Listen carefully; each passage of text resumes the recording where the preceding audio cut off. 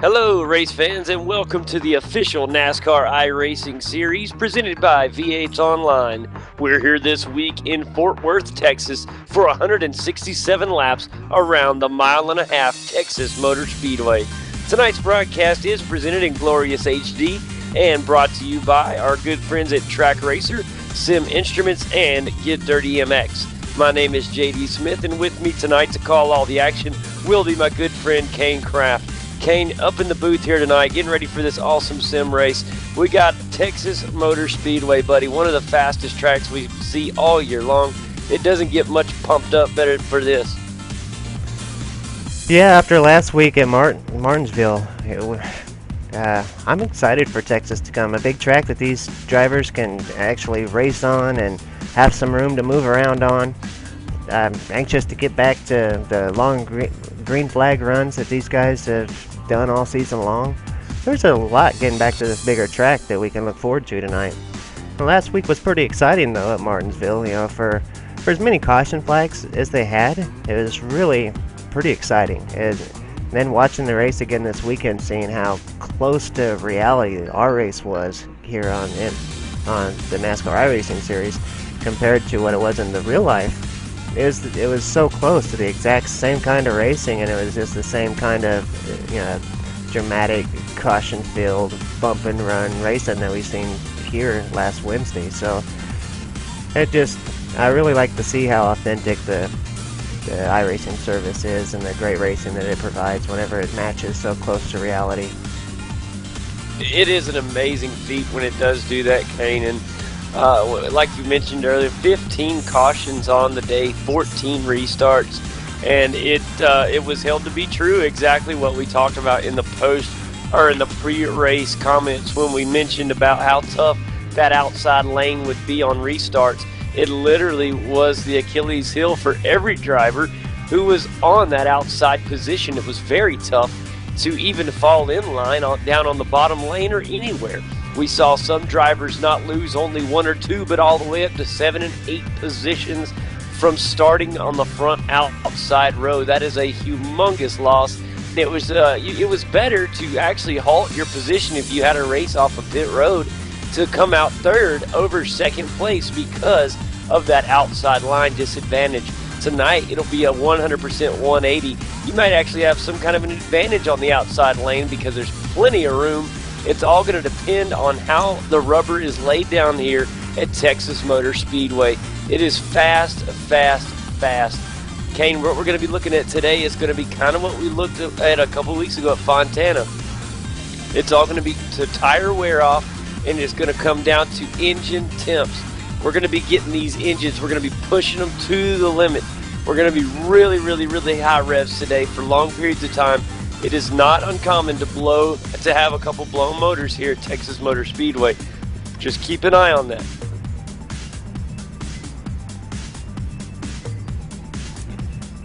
Yeah, I watched a little bit of the practicing this week as they were learning the track and seeing the guys getting out there getting some practice in. And we got a little bit of wind that's taken play today as well, an 8-mile-an-hour wind that's I believe it's going to be a headwind on the backstretch, so it's going to be blowing them up the corner on the half the track when they go through the one set of turns, and then as they go through the other, it'll be kind of at their back. So the wind should play an interesting role today and affect the handling a little bit. And then we got just the lack of grip here at Texas, which is also playing a big role in their driving today.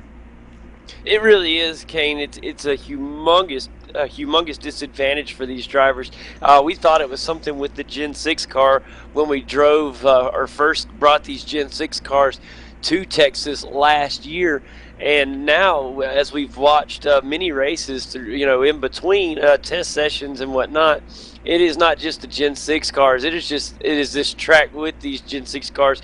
You have a naturally loose car with the Gen 6, and then you get a loose track like Texas. When you're running these speeds, there's just not that much grip out there. We see the same thing at Atlanta. The difference is between Atlanta and Texas, Kane, is Atlanta has slightly more banking and it allows a little bit. There's a little bit more area to slide there to actually hold the car a little bit better than Texas does.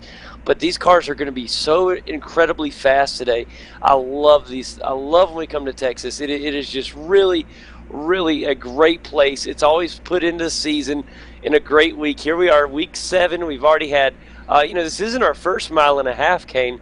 This is our second one, but I tell you what, Las Vegas is so much different than any of the other mile and a halves because of the low banking at Vegas.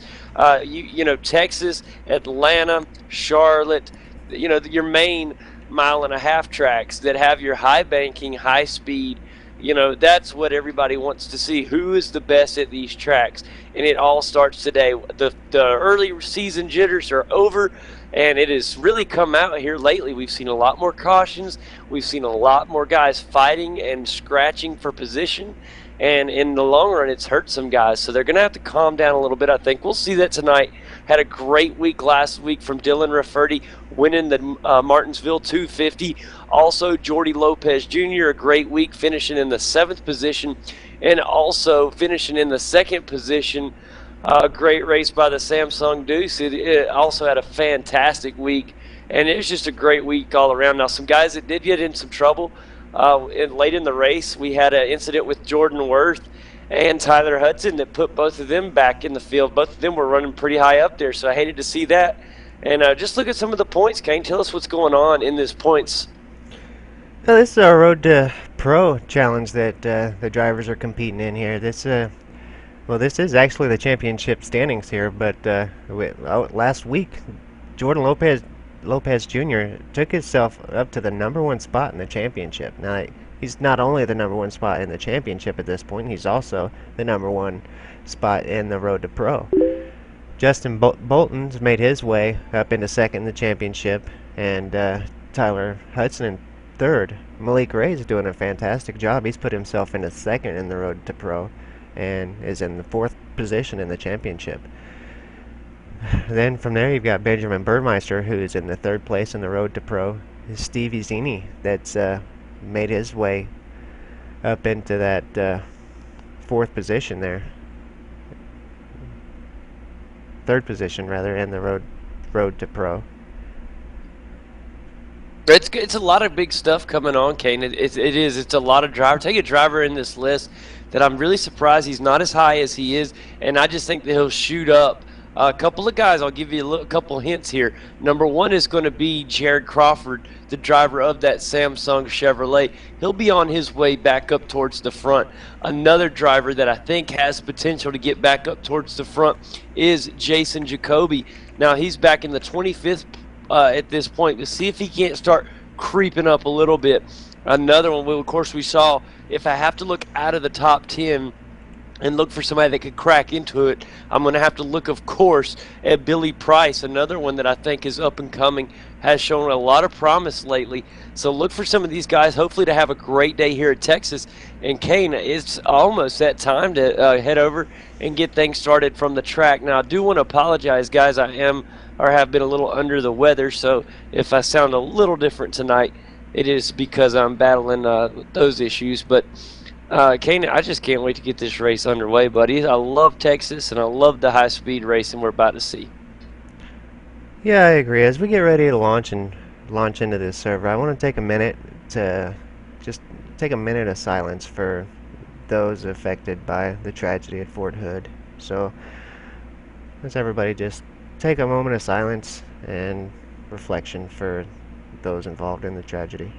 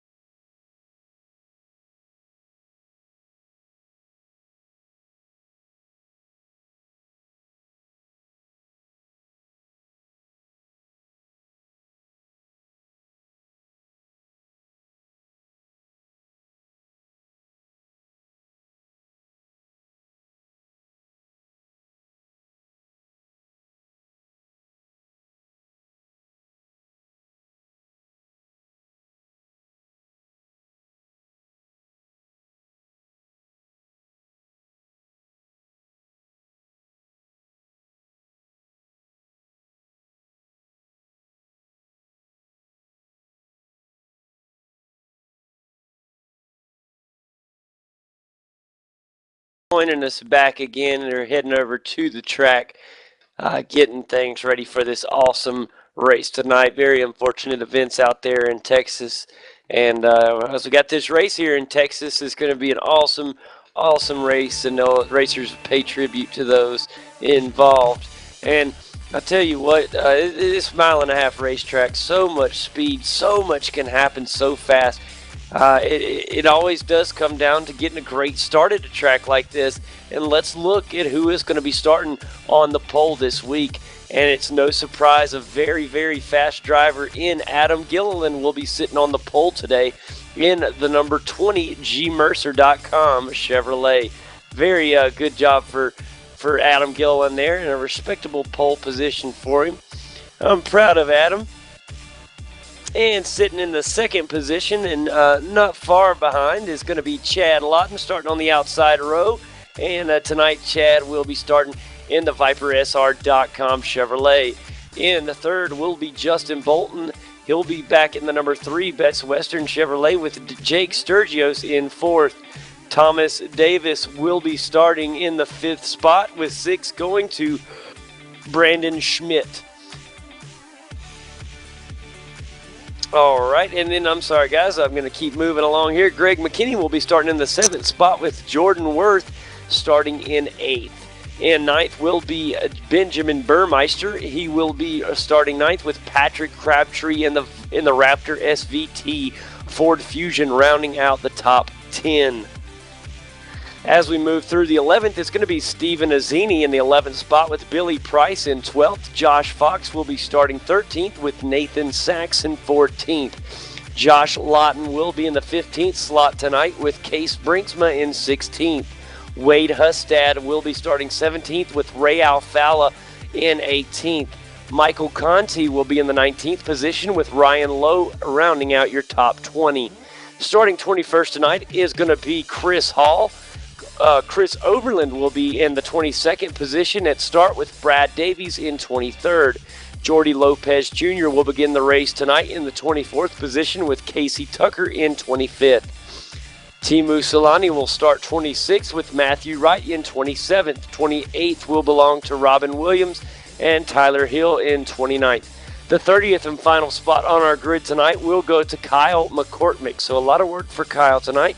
Not to say that it can't be done. We've seen big movers in the past, Kane. And as these guys finish up warm-ups, it's going to be a real exciting race tonight. Some big names out there in the field this evening.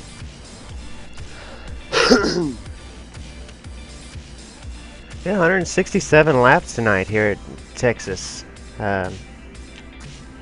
45 mile an hour pit speed limit. 1.46 miles on this track. Let's take a look at the weather.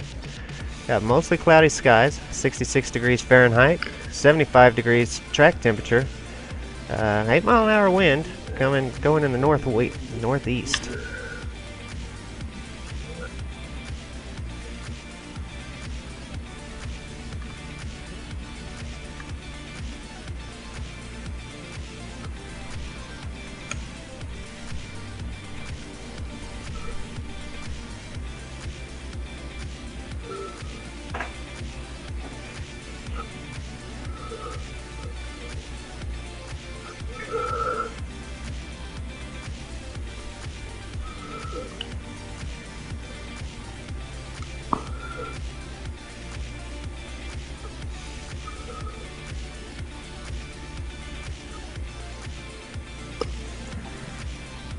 I've got to connect.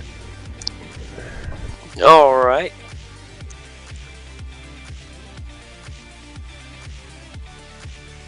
What's going on? So we're offline. Oh, we're about to have some pictures brought up, guys. Sorry about that. I was thinking we were offline for a moment there. Glad that we are not. We're getting ready to get this thing started real soon. No worries. Practice is still going on, but not for long, as the guys will begin getting ready shortly. So that'll be very exciting to see what's going to happen tonight throughout this great field of cars. I'm telling you what, Kane, it's going to be exciting. This place always gives me the chills. It's just so much can happen here in a hurry We get the great side-by-side battles. Is it going to be the high line today? Can these drivers, there's guys like Dale Earnhardt Jr. and guys in real world racing that love to take this track on the high side. They love it. They just can't get enough of it, taking that high line and running with it. Then you have other guys that like to take the low line. They want to run the low side all the way around the track.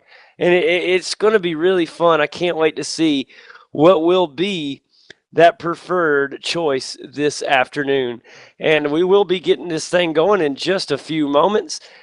And as the guys continue to warm up, just fun looking around on the track at some of the awesome paints and things that we have ready for the race tonight. Just can't wait to get this thing started, Kane. Yeah, I've been, ever since we finished up Martinsville last week, I've been just anxious to get here to Texas, because anxious to see the racing that we're going to have here tonight.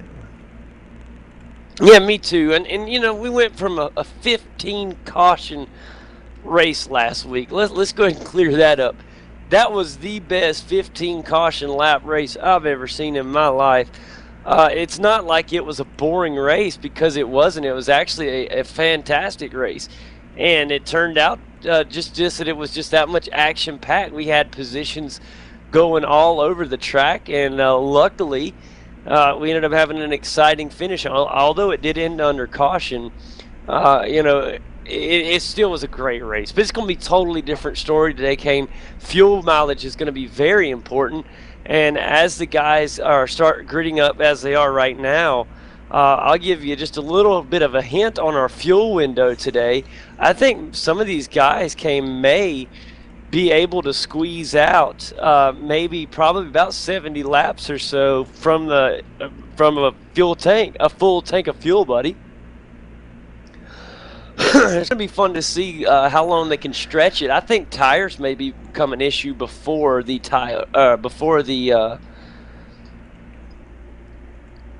fuel, buddy. But anyways, as the guys are lined up, they're going to be heading off. Here is the gmercer.com Chevrolet Adam Gilliland following the pace car around for our 1 lap to green. Just a little bit of got 24 degrees of banking here in Texas. Not a little bit of banking. That's a nice size amount of banking there. So these guys can run pretty hot through this thing, but it is slippery, especially at the race start. When these tires are cold, these things are very, very, very slippery. The back end can slide out on you. The cars tend to be a little loose early in the race. But if you find that good groove early, Kane, it really can pay off, and these guys know that. Also, as we're looking down, want to just kind of retell you how they're starting. Adam Gilliland on the pole, Chad Lawton in second, Justin Bolton in third, Jake Sturgio's fourth, fifth, Thomas Davis, sixth, Brandon Schmidt, seventh, Greg McKinney, 8th, Jordan Worth, Benjamin Burmeister, 9th, and 10th, Patrick Crabtree. Guys, we're coming around turn 4 here at Texas Motor Speedway, and we got 167 laps until the checkered flag. Here is the race at Texas. Pace car looking to head down towards pit road, and as soon as it does, all eyes will be on Adam Gilliland, and we'll get this thing started. And as of right now, the pace car is off. Here we are going green at Texas. Green flag, let's go racing.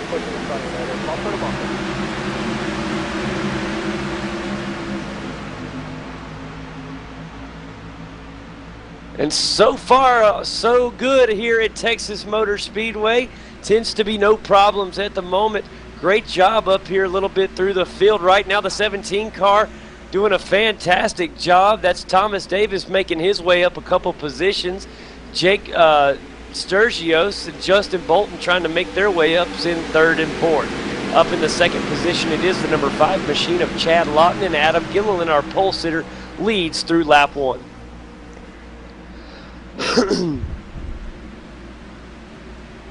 Back in the back, you got Michael Conti on the outside of the 12 car of Chris Overland, and those guys, Chris Overland, just now getting around Mike Conti, really running up onto the back of Case Brinkman there. These guys are running pretty hard, looking for position here at Texas right off the bat.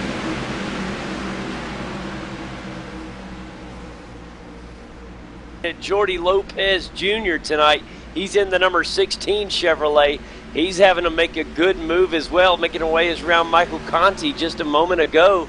And Jordy Lopez Jr. has bumped up a couple spots just through turns one. He's got Ray Alfala on his tail in the Sim Pedals Ford Fusion. This is the Michael Conti. Ray Alfala off the track for a moment. He's okay.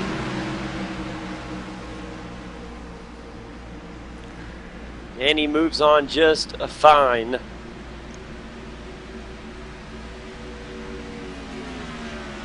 Case Brinkma finally got in line there after losing several positions in the fight there. He's find himself back in the 21st position. Chris Hall right behind him in the 22nd position. Yeah, fantastic racing all over the track here already here on lap 5. How about Steve Azzini has his hands full with Patrick Crabtree at the moment, the number 9 Raptor S our Ford Fusion right on his tail. And these guys having a real good battle through turns 3 and 4 at the moment. And just beautiful racing going on all the way through this top 20. Ray Alfala got a little loose there a couple minutes ago and allowed several cars by, or actually allowed Case Brinkma by. And now I'm not finding Case. Case back several spots. He must have had a wiggle or something, allowed several cars by.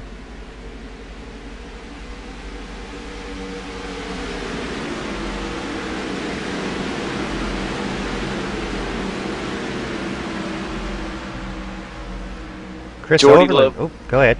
No, I was just going to say, keep your eye on Jordy Lopez Jr. He's starting to make his way up through the field pretty good. Now, on the opposite side of that picture is Nathan Saxon. Nathan Saxon started the race 14th, and he's trying to move up towards the front. He's only fallen 2 spots, but he just doesn't seem to have that push that he did last week, Kane. And he had a good race for the most part last week at Martinsville. Maybe he can get that AMD Chevrolet up and running here soon.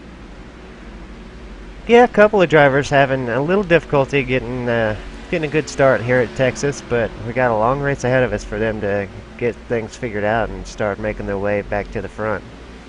It looks like Chris Overland's definitely the man on the move so far today. He's gained 9 positions up into the 13th spot, so Chris Overland's definitely one to keep an eye on tonight. He definitely is. Chad Lawton in the Viper SR Chevrolet has taken the lead. Adam Gilliland, our pole sitter, and led the first couple laps, has fallen to 3rd, allowing Justin Bolton to come up and fight for this lead. This is a great battle for the lead right now. Look at Justin Bolton up there again, fighting for the lead. What is this, the 3rd or 4th week in a row that he's really been challenging for that front spot. What's so interesting about that, Kane, is that's 3 different types of racetracks he's done it on, too. Very impressive. I mean, that was Fontana, and which is a long 2-mile big oval. Then we head to the tiniest track on the circuit with the half-mile paperclip at Martinsville, and now we're here at 1.5 miles. Beautiful driving by that Best Western Chevy. He is trying to earn him a points championship. In the gains, I'm seeing that Tyler Hill in the race has gained, in the race with us today, he's gained 8 spots. So Tyler Hill has made his way up into the 21st spot. He started way back at the back, and he's really on a push to the front. Another racer on the move, kind of quietly, is Billy Price. Started in 12th. He's all the way up to the 8th position. And this is a guy we've seen flirting with the top 5s all year long. The Outlaw Chevrolet can be dangerous if he keeps that Outlaw Chevy out of trouble. Yeah, Billy Price is one that we've seen do really well, but he's just been plagued with bad luck the last couple weeks. So I hope that he's able to keep some luck going in the right direction today. Kane, let's check out Ray Alfala and Michael Conti at the moment. Jordy Lopez Jr. was able to duck out in front of these two. Whoa, almost some trouble there as smoke comes from the tires of Jordy Lopez Jr. Or the 15 car got up and had some trouble. That's Brad Davies, and he is going to have to roll back from the 12th spot all the way back to possibly the last spot. Something is wrong with that 15 car, and that could be a blown motor, Kane. That could be. He's down on the apron heading for the pit, so I'm not real sure what happened to that. I can go back and with a race recall replay and see if I can take a look and see what happens to Brad Davies. Boy, this would be a bad time for me to do a I told you so. I just know how Texas is with these engines, man, and I just would never have suspected it to blow this early in the race. On board in the race recall replay with Brad Davies to see exactly what happens to him here. Oh, and you were right. That's exactly what it was. The engine gave way going into the turn 1. And that is definitely a problem for that Chevrolet. We'll have to keep an eye on some of the other Chevys too if they have similar setups or similar driving styles. Oh man, we got a great battle going on between pole sitter Adam Gilliland and several cars. Brandon Schmidt in the number 2 have fantastic driving, pulls ahead of both cars. Also Jake Sturgios in the Sim Room Chevy in the mix. And the gmercer.com Chevy of Adam Gilliland needs to get back up in front. He's set on the pole, and he's slowly but surely just kind of falling back a slot or two. Nothing to be alarmed about, but I know he doesn't want to keep going down. Here comes Thomas Davis back there in the AMV Chevrolet, and that gold car always is dangerous as of late. That number 17 car, Thomas Davis, has been dangerous lately, Kane. He didn't really show well at Martinsville last week, but about 2 or 3 races prior, he had excellent weeks. So it'll be fun to see what he can pull out this week. He had a great race at California, and he is really fighting up there several times so far this season. We've seen him up there fighting with the best of them for those top positions. So good to see Thomas Davies having a good week this week. Finds himself in 6th spot, but he's not far off the bumper of Adam Gilliland for the 5th position. Ray Alfalla and Michael Conti both make a beautiful pass around Patrick Crabtree to crack up into the top 10. That was unbelievably nice by Ray Alfalla. And Michael Conti just used the draft of Ray Alfalla, just followed him. That was fantastic. These two have been creeping up into this for a while. Here comes Ray Alfalla, now tries to make a move on Josh Lawton in the number 6. And this is where it gets interesting right here. This is a group of pro drivers. They know one another quite well, and they know their driving techniques. So this is always fun to watch when these guys know one another this well. They can do some really close racing, hopefully without getting into trouble. Ray Alfalla, caution is out. But I don't think the caution. We're going to have to get a race recall replay. I think the caution was just ahead as I see some cars in the infield. And I will have to tell you guys exactly who it was. It looks like Thomas Davis and Brandon Schmidt is who the 2 cars involved. So that's going to be the 17 and the 2 car coming out of turn 4. And wow, that is just unbelievable that nobody else was involved. And if we can get a race recall replay. On the race recall replay, we've got Thomas Davies heading into the turn here, turn 3, and everything seems going okay so far. He does get into the 2 car of Brandon Schmidt there, and it sends Brandon off to the wall and sends Thomas Davies down to the grass. Ray Alfalla did head down to the grass to make sure he avoided all the trouble. And I tell you what, Kane, that was a prime example of Thomas Davis. That was nothing intentional. That wasn't trying to bump the race for room. That is just prime example of Thomas Davis went into turn 3 and 4 a little hot, and we talked about this track not having quite as high a banking as like Atlanta, where you can kind of you have a little bit more grip, and it just slid up that embankment right into Schmidt, and unfortunately put damage on both cars. And I hate to see that because both cars were running phenomenal, and Thomas Davis was looking really good. A lot of cars going in for some repair or going in for gas, and probably at least 2 rights. Some will probably be getting all 4s, Kane. As I'm looking on right now, a lot of guys big names, Casey Tucker, Jordy Lopez Jr., you name it, they're in there. Nathan Saxon, the number 6 machine of Josh Lawton in the pits as well. Billy Price, Adam Gilliland, Steve Azzini, you name it, they're there. Justin Bolton, it's just an unbelievable race. And who will win the race off of pit road? It will be Chad Lawton winning the race off of pit road in a close battle for second off of pit road as Jake Sturgios, I think, edged it out, or it might have been Greg McKinney. I can't tell who won that race. I'm going to have to go back to see who won the race off of pit road.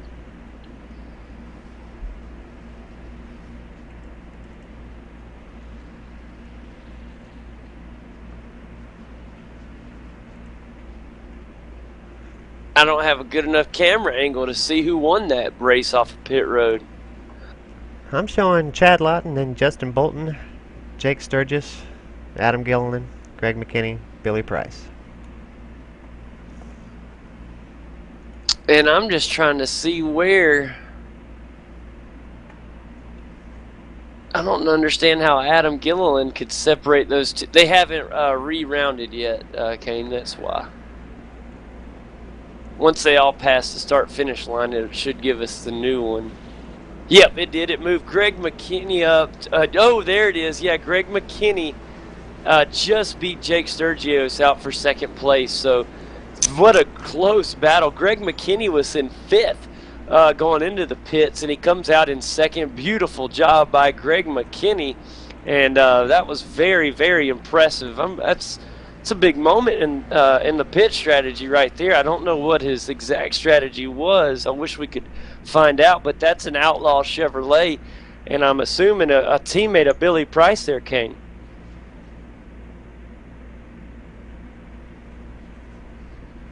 Well, that was a nice job anyhow by Greg McKinney, I tell you what. And now Chad Lawton will lead us as we go back to green here in just a few moments. And that is our first caution of the afternoon.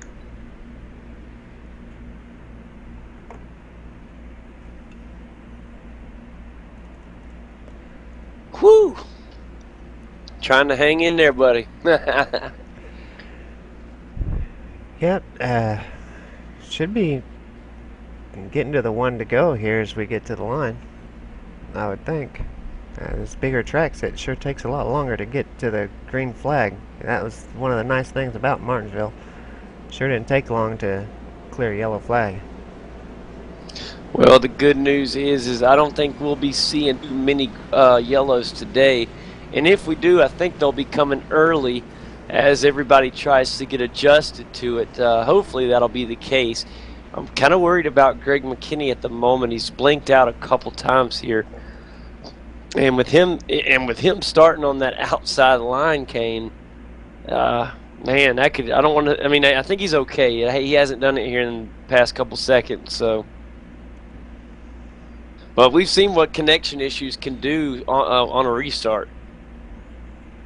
Yeah, definitely. Connection issues can be. Yeah, he just blinked out again. Connection issues can be just terrible on a restart because the people behind you is who it really affects, because it affects their being able to take off because they don't know where you're going to be or what you're going to be, when you're going to pop back in, and so they have to be extra cautious, and it can congest the entire line. Yeah, look at how far Justin Bolton has made himself aware of this. And, I mean, Justin Bolton's got an unbelievably fast car today. I would hate to see him or Billy Price get involved. You know, Billy Price right there as well in that lane. And Greg McKinney himself has an extremely fast car. Pace car is off. We're back to green, ladies and gentlemen. A great jump right off of the bat for Chad Lawton up on the high line. Greg McKinney searches for any speed he can find and just can't get it. Jake Sturgios looks like he'll have a safe second spot in reserve. Down in the 3rd position at the moment is Justin Bolton, and then Chris Overland back in 4th. 5th is trying to get it for Greg McKinney, but he's going to be passed by the 6th machine of Josh Lawton.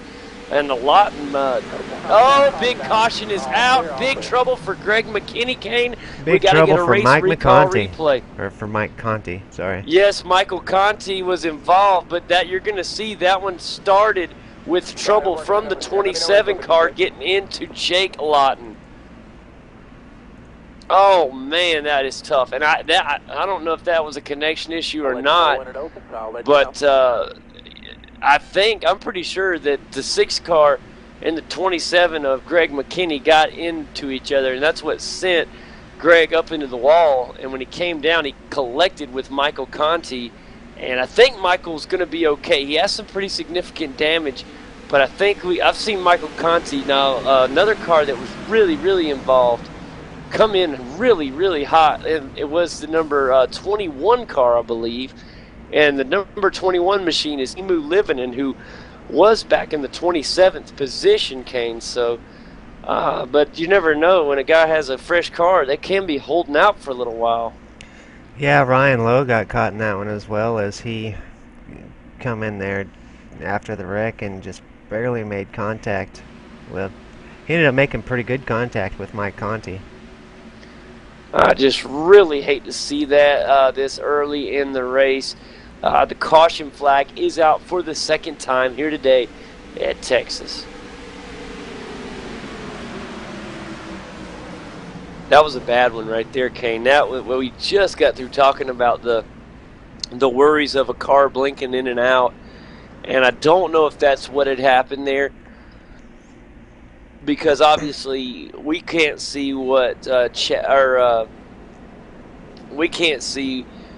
Josh Lawton in the number 6 machine saw on his screen, so we can't call that. But I do know that there had to have been some kind of tiny bit of contact between Greg McKinney and Josh Lawton to send the 27 creeped up. It's like all grip was lost, and he went up into the wall, and on rebound off of the wall is when he collected into Michael Conti.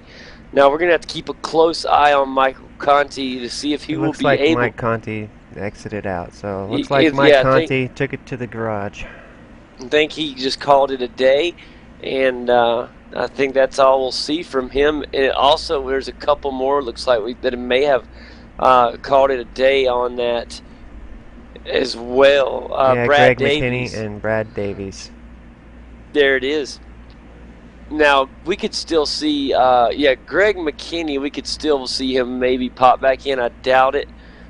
But sometimes I've seen him pop out and pop back in while they're trying to get a repair on a car, especially if they had a connection issue. But I wouldn't give it a high percentage that we'll see that one return. Here we are, guys, 28 laps into a 167-lap race here at Texas Motor Speedway. And a late pit for Tyler Hill in the number 28 car. He'll be going in and trying to get some issues worked out on the number 28 machine. Chad Lawton currently still in the lead at the moment, being followed by Jake Sturgios and Justin Bolton. And in fourth, it's Chris Overland. There's a driver we haven't talked about at all today, Kane, in the number 12 machine. And let's just talk about Chris Overland for a minute. He started the day in 22nd, Kane. The guy looks great in the Peak Chevrolet. Yeah, absolutely. 18 spots gained for Chris today, which this is becoming pretty routine for Chris. He's been starting in the back and making his way up to the front. Seems like every week we see this out of Chris. And, Chris was the pro champion at the end of the Pro Series, so he's definitely no stranger to competing with the best of the best, and that's what we have here in this series, in this top split. We've got a lot of the DWC drivers, or several DWC drivers, and then the very best in this Road to Pro Series. So Chris is having to race against some of the best drivers available, but it's what he's used to. So he's able to, come in clear from the back to the front each and every week. That's definitely says something. Yeah, it really does, and it really just shows the amount of skill that he has. It's unbelievable. I'll tell you another driver that impressed me is Jordy Lopez Jr. This guy is unbelievable. Here he is in the 7th position at the moment, and he had a big. He started way in the back of the field today. He started in 24th, Kane. So another one that's moved up through this field nicely. Ray Alfala, of course, he'll be starting on the outside of Jordy Lopez Jr. Ray Alfala will be starting 6th, one position ahead. So Yeah, watch 12 position gain for 12 position gain for Ray Alfala, 17 position gain for Jordy Lopez Jr. Yeah, watch for the jump here on the restart. They're heading down the back stretch here at Texas Motor Speedway, and the cars are gridded up tightly. This should be our restart here, our second restart of the afternoon. Yeah, I think this should be the restart that gets these guys going, and we should see a pretty good green flag run from here. I assume that everybody will start settling down from now. They've seen the aftermath from just getting a little too excited too soon, so... Get that Martinsville hangover, buddy. That's all it is, and they'll get adapted to the speed soon, and I think we'll be okay. If you look at the cautions, they've just been little accidents, and the pace car is off. Let's go green. Another great launch from Chad Lawton as he pulls 2 or 3 car lengths away, but Justin Bolton's not going to let him get away. You got Jake Sturgis and Josh Lawton there running side by side, back racing hard for that 3rd position. Jake Sturgis on the outside there. Josh Lawton is not wanting to give him not want to let up at all, because you don't want to let him by on the outside for sure. Yeah, beautiful side-by-side race in between Josh Lawton right now. And he is down on the inside right now. Got Ray Alfala behind him in the number 13 car. Simroom Chevrolet is Jake Sturgis. He's believing in that high line at the moment and is actually making it work to a certain extent. Dangerous place to be, though, because as we've seen before with Josh, gets kind of slippery through those turns, and he can definitely slide up the track and ride into you if he's not careful. But he made it through that with no problem. Now he's the one on the outside. Yeah, I think the later in this run that we get, the more we may see that outside work. But this early in the race on lap 33, I don't think we're going to see it work quite enough yet. And it's going to have to be later in a green flag run that we see the high side work. It's not going to be right after one of these restarts. But right now, beautiful job through these. A lot of good cars in this pack. Want to keep your eyes on them. Back out front, it is Chad Lawton with Justin Bolton in second, close too now. Justin is still right there about 2 car lengths back, just being patient. Jake Sturgis leads this field. Now as we look back a little bit, Kane, as we'll start with the 12th position with Robin Williams in that blue Chevy. He leads Mr. Nathan Saxon and Jordan Worth right there, all in a little pack of their own right there. Yeah, definitely some good racing, mid-pack, as I got Patrick Crabtree, Robin Williams, Nathan Saxon, Jordan Worth, Benjamin Burmeister. All these guys are having a great season, and they're all racing here together. Now, I want to remember back to the first caution we had. The number 17 of Thomas Davis was involved, and he had that wreck early in the race. Scary moment for the 17, but he's rebounded nicely. He runs in 22nd on the lead lap at the moment, and the car looks quite nice, at least right now it does, Kane. And he could rebound quite nicely. He had a very fast car to start the day with, and if he can just kind of get that car warmed back up, I think he could find his way back up near the top 10 soon. Yeah, there's definitely a lot of race left here, and as good as Travis Davis has been so far this season, I definitely think we'll see him much further up the field than the 22nd position that he finds himself in now. Or 17th. Scary moment for Casey Tucker, as Casey almost got in an incident with the 30 car of Benjamin Burmeister, and a great save, because that could have been big trouble. Down here, just one here, Jordan Worth down on the inside trying to make a pass, as Robin Williams up there on the high side trying to be brave up there, and is getting stuck out the drive for a minute there, Kane. Yeah, Casey Tucker to the inside gets right past the 26 cars. That Robin Williams is definitely going straight back now. I don't know if maybe he's had some engine problems or just the lack of grip or what, but he definitely went back in a hurry. Like four positions he lost there. He still has some power though, so his engine's still running. Boy, Ray Alfala had jumped up with this group up here in the top 4 for a moment, and he was in 4th place, and then Chris Overland just came right back and took fourth right back from Ray. And so Chris Overland is back on his trail towards the front three. And he's coming up pretty fast, Kane. At the current pace, I'd say Chris Overland will be up there fighting for the lead here in the next 10 laps or so. You watch. I mean, he is really, really moving it right now. He has caught Jake Sturgios, and he is right there with him. Jake Sturgis has had some bad luck, but has been up at the pointy end of this field week after week, and he's just had a little bit of bad luck that's kept him out of those podium positions, but he's definitely been racing for the top spots. Here's Chris Overland right now. Look, make a move. He's right behind Jake Sturgios in the second position. He already's passed Justin Bolton for third. Can he get second? Ray Alfalla will make the move under Justin Bolton and follow Overland into third. Big move by both drivers right there. Ray Alfalla sitting back and using the benefit of Mr. Chris Overland, who's had a fantastic race and is continuing to battle. He'll be up here to battle for the lead in no time at this current pace, Kane. He is really moving it. Chad Lawton up in front. He's pulled away to 0.6 seconds of a gap. That's quite a ways for these NASCARs. Here comes Ray Alfalla down on the inside. He's ready to make a battle for position. He's got tired. Chris Overland is he had a great run going, but he's kind of slowed down in this past half a lap.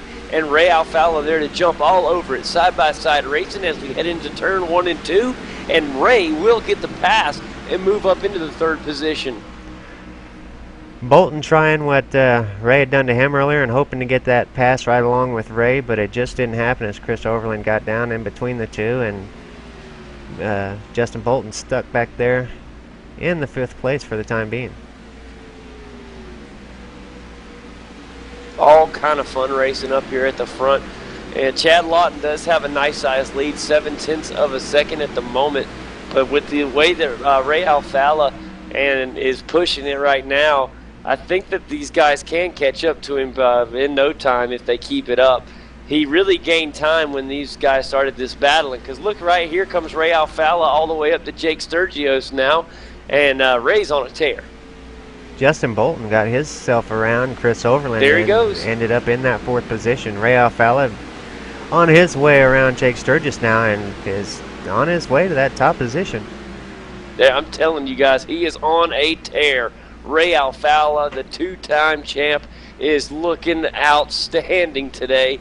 He is in 2nd place and is already put 3 car lengths in between him and 3rd place driver Jake Sturgios in just a lap's time. Boy, he has just, I mean, those tires are perfect right now. He is booking it. Ray finds himself 1 second behind Chad Lawton for that top position. We'll keep an eye on Ray and see if he can bring that time down a little bit. Yeah, that's going to be awesome to see. Chad Lawton, no stranger to Ray. These guys know each other quite well. And I tell you what, Ray Alfalla is pushing his butt off. And there's something that interesting here is leader Chad Lawton now up to with a little bit of traffic there for a second as he caught the number 21 machine. No problem for him. Now Ray's going to hit that traffic, and hopefully it won't slow anybody up so we can have this battle remain soon. There is a second in between them, but we'll see if Ray can start chipping away at it. Tyler Hills made his way up into the 14th position, chasing down Casey Tucker for that 13th spot. Moving and grooving it too. He really is moving up the field. Good job there, Tyler. Seen Tyler's got an entry into the Peak Challenge and hoping to be part of that. I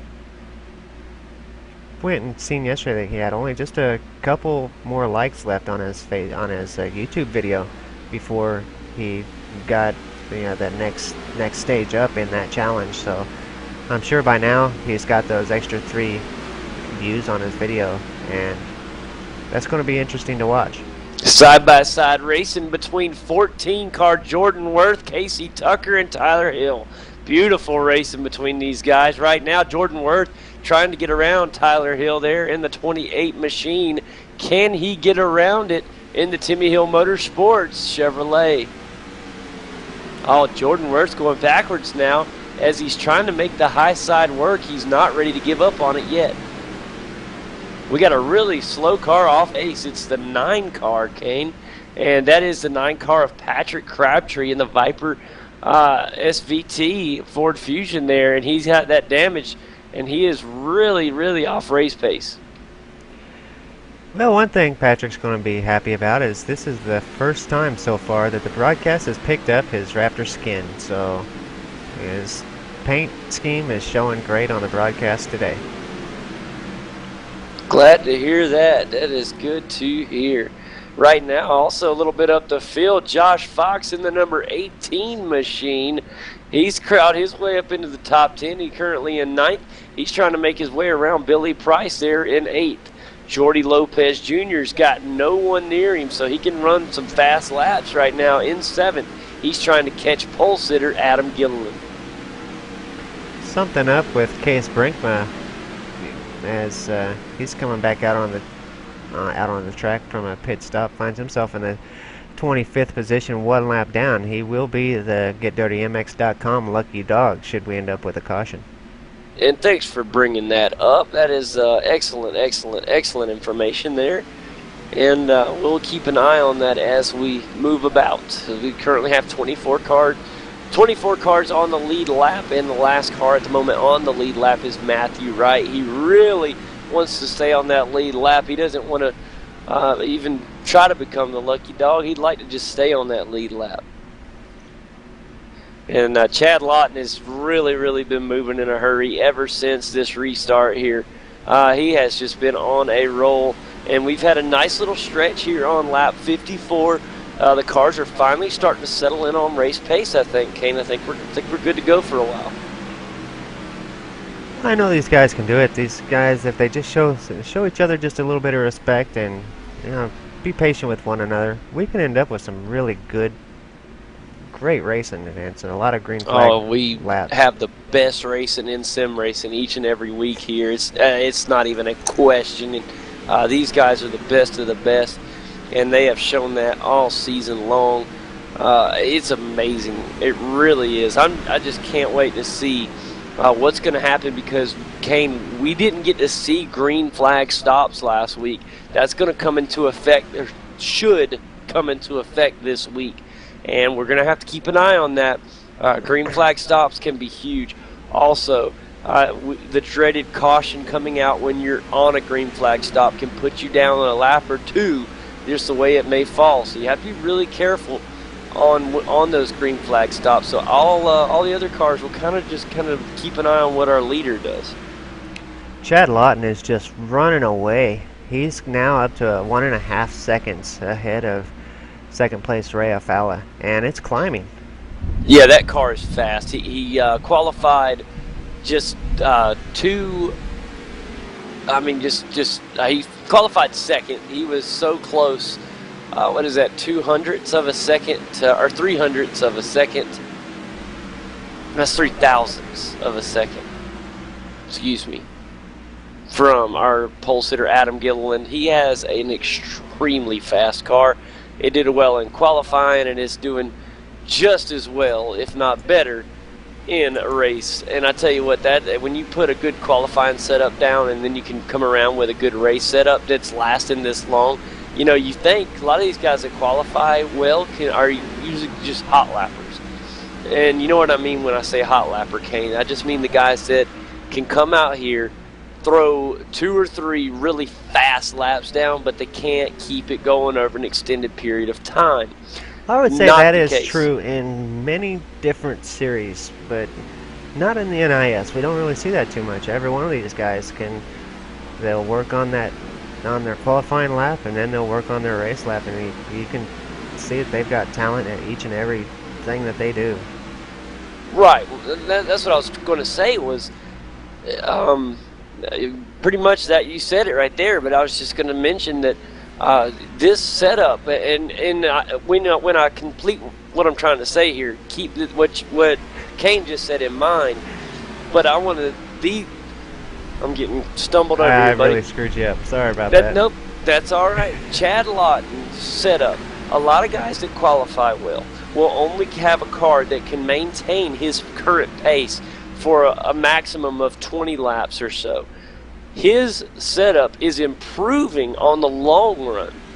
His lap times are just as good now as they were on his 5th and 6th laps out.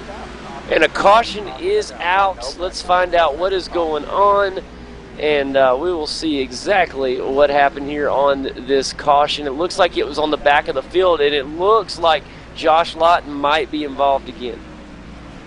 It is going to be Josh Lawton getting involved, and it's going to happen between him and Nathan Saxon as we bring up the race recall replay. And I'd hate to see that for Josh. He's just going to be a simple case of Josh just coming down into the 23 car. Thought he had it clear. I'm pretty sure that's the case. And he just didn't have it clear. And when he came down, he caught the 23's nose, and it spins him around.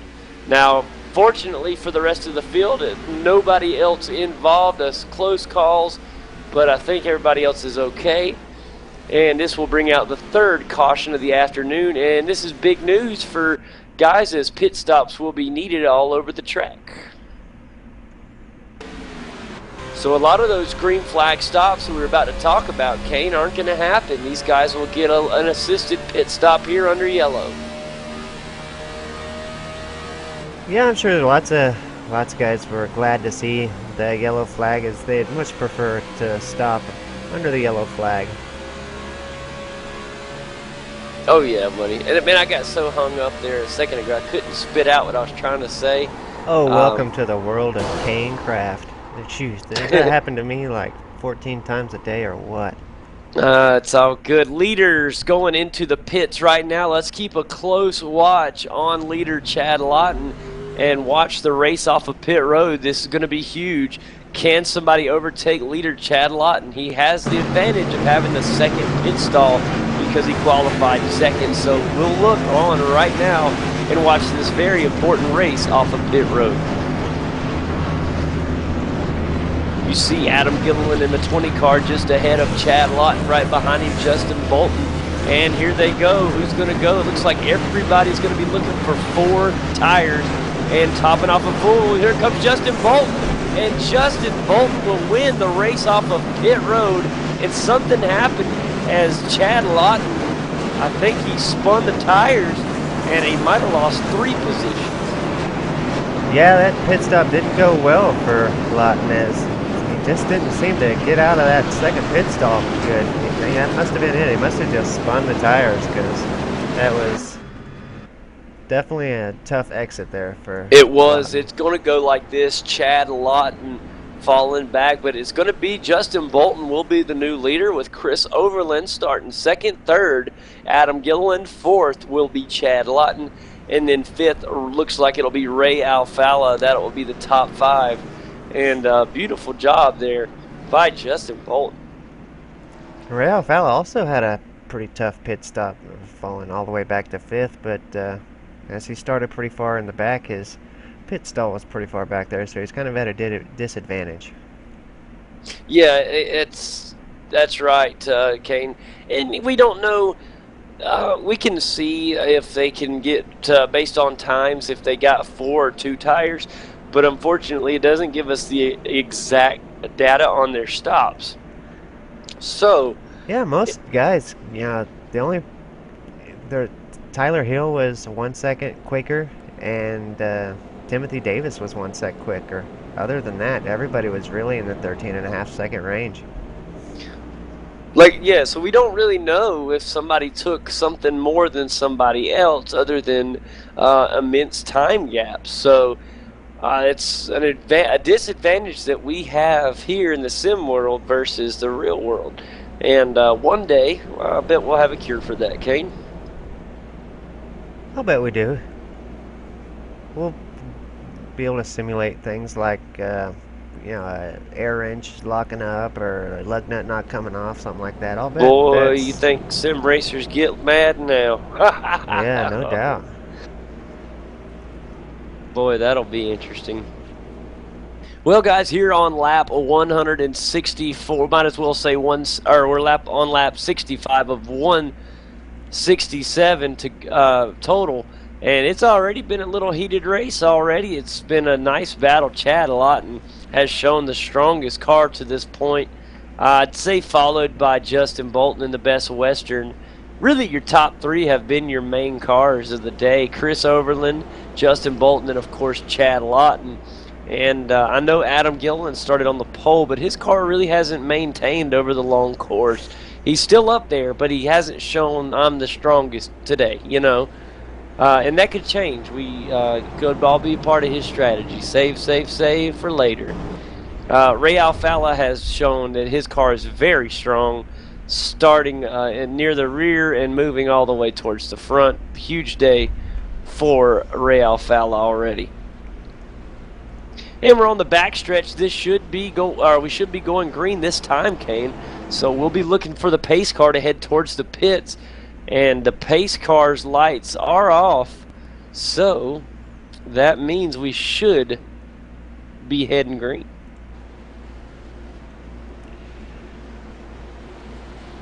Justin Bolton's restart will be very important here, Kane. Chris Overland on the high side. We're going to have to keep an eye on this front runner. Justin Bolton will restart us, as right now there goes the pace car and we're back green. That's an incredible start by both Justin Bolton and Chad Lawton. Chad with an incredible start from the position, jumps ahead of Chris Overland. And here we go. Watch this race from the front, because here comes Chad immediately right up to Justin Bolton, and he's going to go for the pass.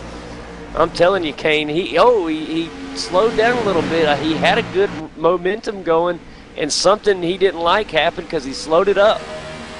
And here comes Chris Overland. That may have caused him to lose second. He's up on the high side praying for some momentum up there, and that's going to hurt him bad. Chad Lawton will lose all the way back to fifth. Caution is out. So for the fourth time today, the caution flag will wave.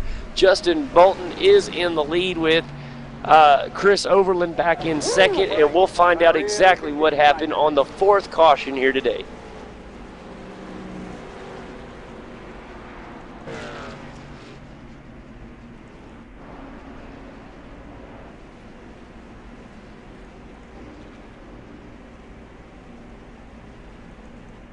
It's going to be Steve Azzini, Kane, that got in some trouble there, and let me find out exactly what happened.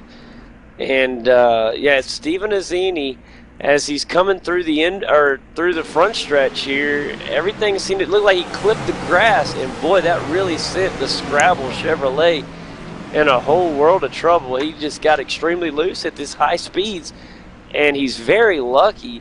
That could have been really bad for a lot of drivers and worse for himself. Yeah, it looks like everybody got through that without any damage to anybody other than Steve, but I think even Steve got through it pretty good. Some minor damage, just probably a quick pit for repairs and some tires, and he should be good to go. Yeah, I think you're absolutely right, buddy. I think he's going to be quite okay, and we'll keep an eye on Azzini. He's pretty high up there in the point standings. He'd like to have a nice week here.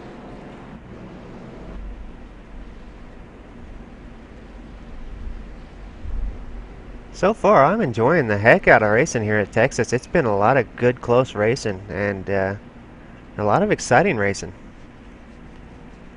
Yeah, a lot even of the wrecks speed that we've seen haven't been big wrecks that have collected a lot of cars. It's just been little slip-ups that have just been one driver for at least the last couple of them. There has been one or two pretty good-sized wrecks. I know the one that took out Michael Conti, Greg McKinney, and Brad Davies, I believe. That one was definitely the biggest wreck of the day. Yeah, that one was pretty nasty. Anytime you're going this fast, the littlest bumps can make the biggest difference. I mean, you saw it right there, Steve.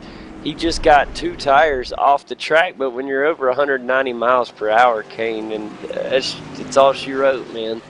There's I don't know if you guys can can hear this in my microphone or not, but we've got one heck of a thunderstorm brewing here, and the thunder is just rocketing, just just rocking the house here. So I don't know if it may be affecting my internet at some point. We might end up getting some drop frames. So if so, just keep in mind that it's probably this massive thunderstorm that I've got in the area. That sounds good on my end, buddy. And yeah, if everybody can get over me having being a little under the weather and you having the bad weather, we'll get the live coverage to you. As we're going to go one more to go here. The pace car's light's still on, so they will go around again.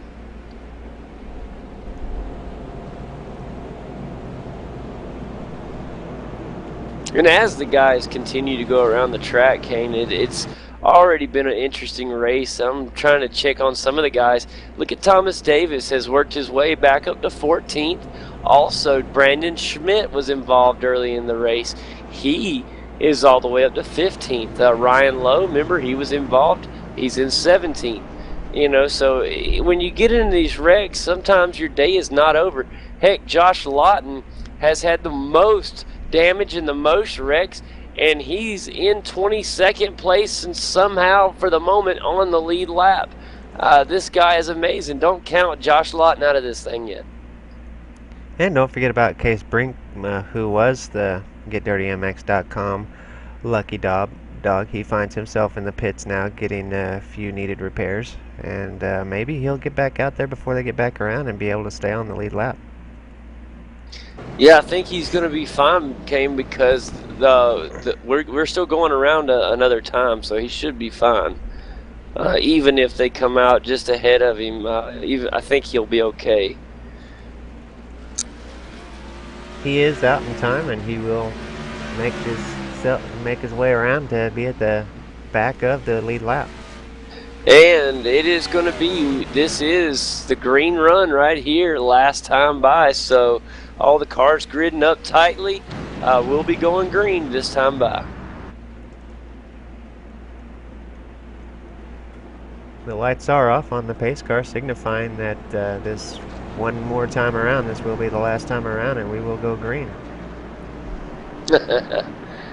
Oh man, I tell you what, Kane, great racing, great racing. Can't wait to get this thing going again. I know a lot of these drivers are real thankful for the caution before this last one. This is our 5th caution, 4th restart of the day. That sounds right to me.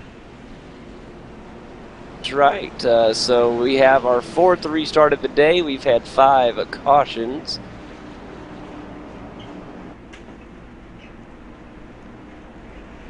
Jordy Lopez Jr. has found his way up into the 5th position here for this restart.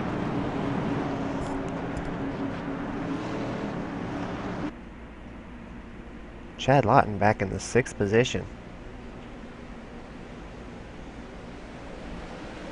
And here we go, pace car gone, and a beautiful jump by Justin Bolton out in front. Chris Overland still ahead of Ray Alfalla, and the only cars challenging the high side up near the front is Adam Gilliland, and he tries, and behind him it looks like Jordy Lopez Jr. will tuck in as well maybe. Ray Alfalla now goes up towards the high side for a moment, then decides to head back down low on the inside. He currently runs in 2nd. Now we got a good 3-way battle for the lead up here. Let's keep a close eye on these front 3 as they break away. Boy, Justin Bolton really, really moving it off of this restart. Yeah, Chris Overland with the pressure from Ray Alfalla, he may be able to keep up with Justin, as he's got to find some pace somewhere with Ray Alfalla on his bumper. Man, you know what, Kane? We need to crank it up here in just a second.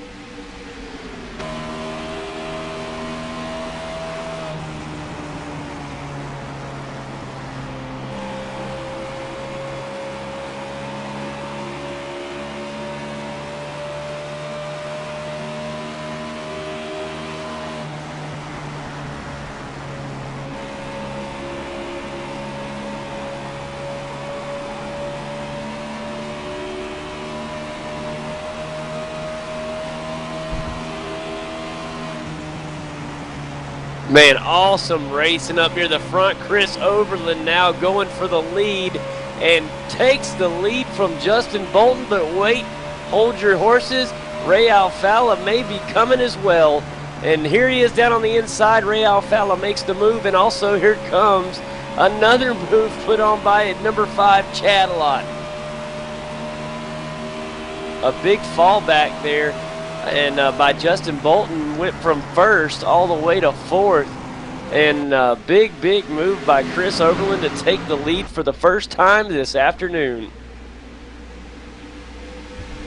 Now here comes Ray Alfalla in the number 1 Sim Pedals Ford Fusion. He'll try to make his way around the Peak Chevrolet, and he's moving pretty good. He's got a pretty good pace going right now, Kane. He could challenge for the lead this lap. Boy, I tell you what, when Ray Alfalla gets on a tear, he really pushes it, and he's looking really good right now. So is, I tell you what, so is our leader though, Chris Overland, holding it down as long as he can, because here comes Ray. Oh man, I tell you what, it's going to happen here in the next couple laps. We will have a battle, or here in the next couple turns, not laps. This thing is closing fast. And we got a little right under 100 to go now in this race. And I think a long green flag runs is going to be the story of the second half of this race. And so that's going to be very important as we keep moving forward, and I think that it's going to be something we're really going to keep. Ray Alfalla to the inside of Chris Overland for the pass. He's on the inside. Chris Overland's not going to be able to hold on. Chad Lawton wasn't able. Moment. He almost ran out of room, Kane, in a very scary moment for Chris Overland as he's got sandwiched in between Ray Alfalla and Chad Lawton. Beautiful move by Ray on the inside. And that is going to be, for the first time today, the Sim Pedals Ford Fusion is going to be out front. Yeah, I thought Chad Lawton was going to be able to tuck his nose in there too and get by as well, but he just didn't have enough oomph to get under there. And Chris Overland got back down in between them and maintained that second position. So great job to Chris there getting that done, even though he had slid so far up to the top. I was a little scared that he wasn't going to make it back down. Yeah, it was a really gutsy move by Chris Overland to kind of slip in there and cut off that run that Chad Lawton had, but he did a good job of it. It was risky, but it paid off. Here comes Chris Overland again. He may be trying to get that lead back in a hurry.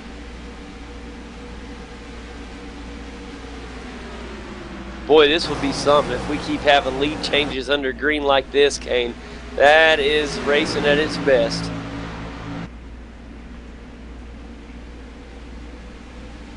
Checking on a couple of the other guys in the field right now. All is well for Jake Sturgios. He's back in 6th, trying to pass pole sitter Adam Gilliland. A little bit further back, you have in 7th Jordy Lopez Jr. And how about Tyler Hill up in the 8th position? 9th, Billy Price, and rounding out the top 10, give it up for the WingQuest Chevrolet, Jordan Worth.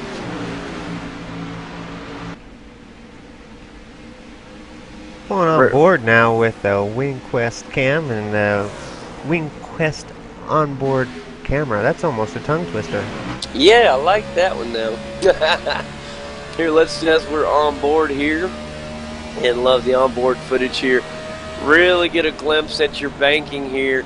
And this is Texas 1 and turn 2 as he's right there on the back left quarter panel of the Outlaw Chevrolet of Billy Price. Here on this extremely fast backstretch into turns 3 and 4. He uses the low side very nice all the way down by the apron line. He uses all of it and is full throttle all the way out to the wall through the tri-oval. And that is a lap around Texas. And it's just, it's when you're going this fast, Kane, it's just unbelievable how hard these guys are searching for grip. They're going so fast. I mean, he's over 198 miles per hour on the backstretch. That's just unbelievable.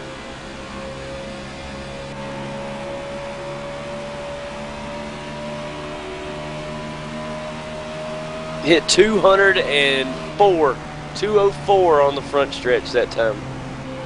Yeah, these guys are flying. Let's go back up front and take a look at the lead, see how the lead's going with Chris Overland, 0.2 seconds off the bumper of Ray Alfalla in the lead. And that may be closing as here comes Chris Overland trying to put a little bit of that time back on his side and it's down to point 18 now. So he's close. Chad Lawton's hanging in there tightly in third, and a nice job by all of our top 5 cars. They really had a great day. Oh, here comes a move down on the inside by the number 20 machine of Adam Gilliland, trying to make his way around the number 3 car of Justin Bolton. Can he get it done down on the inside of turns, right towards the start-finish line through the tri-oval? And what's going on here, Kane? We got our race leader falling back. What happened to Ray? Or wasn't our race leader, but what happened to Ray Alfala there? We're going to have to do a race recall replay and see just exactly what happened to Ray Alfala. He got loose, Kane. He got really loose and saved a humongous wreck. He is very fortunate that he only fell back to 6th place. That could have been really bad for the Sim Pedals Ford Fusion. That could have been a day-ending wreck, and a great save by Ray. It's still plenty of time for him to get back up front. But a smile on the face of Chris Overland, and all that did was spark a fire back in Chad Lawton, and he's right there with Chris, trying to get back in the lead.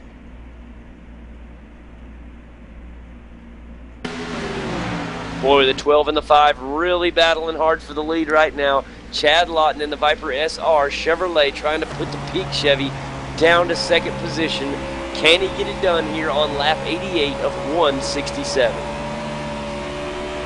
Oh, here comes Justin Bolton trying to get in the inside of the G. Mercer Dodge Chevy of our pole sitter Adam Gilliland. He can. Justin Bolton moves up a spot, and now Justin Bolton back into the 3rd position. Ray Alfala is also going to take advantage of that inside line and come up next to Adam Gilliland, and he does make the pass as well. Man, I tell you what, big move right there by Ray Alfala, and he's already starting to head back towards the front. That is good news. That shows us that him getting loose and hitting across the grass didn't do any damage, because he is, when you're running faster than anybody in this top 10, you're moving. Yeah, and you know, Justin Bolton also had found himself back in the 6th and 7th position a little bit ago, as he went from the 1st position back to that 6th position, and now he's found himself back up into the 3rd position. So kind of a going trend as the drivers seem to be finding themselves going back a few positions, having to work their way back up to the front.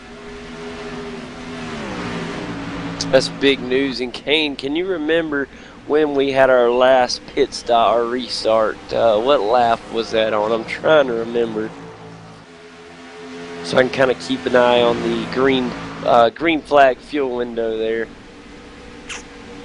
I'm not quite sure. I think it might have been around lap 50 something, but I didn't write it down. Yeah, I think we're gonna. I'm 99.9% sure these guys are gonna have to stop again. So they're all gonna have to rely on either one more caution to get them there, and even if they had the caution right now, they still would need one more if they were trying to go from here to the end. It'd be really close. So we'll keep a close eye on that and see how that plays out.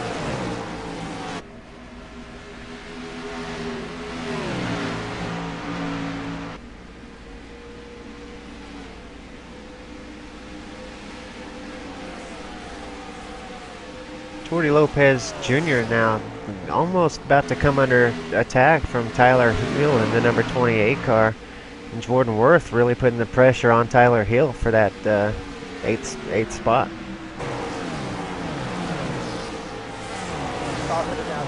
And we got a caution. Caution is out. And let's see exactly what happened there. I can see smoke. Let's see where the fire is. And it looks like it will be, hold on folks, I'm trying to see there. How come I can't click on that car? It looks like Brandon Schmidt in the number 2, and it's exactly what it is. Brandon Schmidt in the same part we saw with Ray Alfala Unfortunately, Brandon Schmidt, when he got loose coming through the tri-oval, he just got loose. And then when he went through the grass, he couldn't straighten it out. And I can't believe that pulled the caution out for that, but because he actually saved it. Well, that did cause our, I think that's our 6th caution of the afternoon.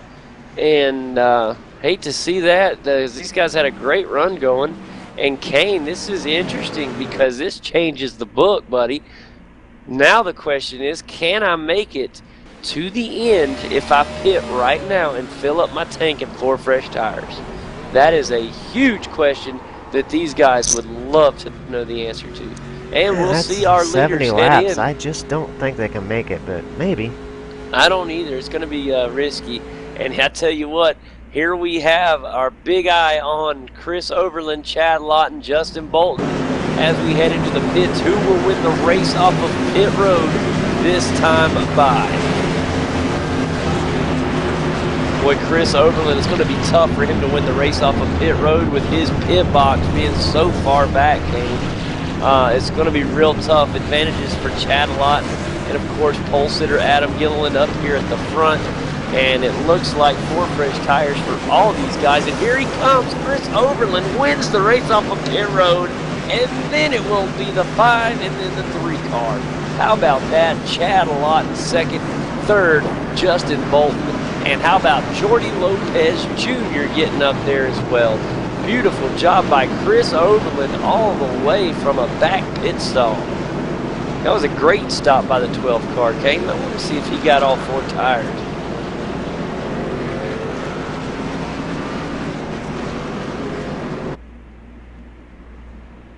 Yeah, he stayed long enough to get 4 tires.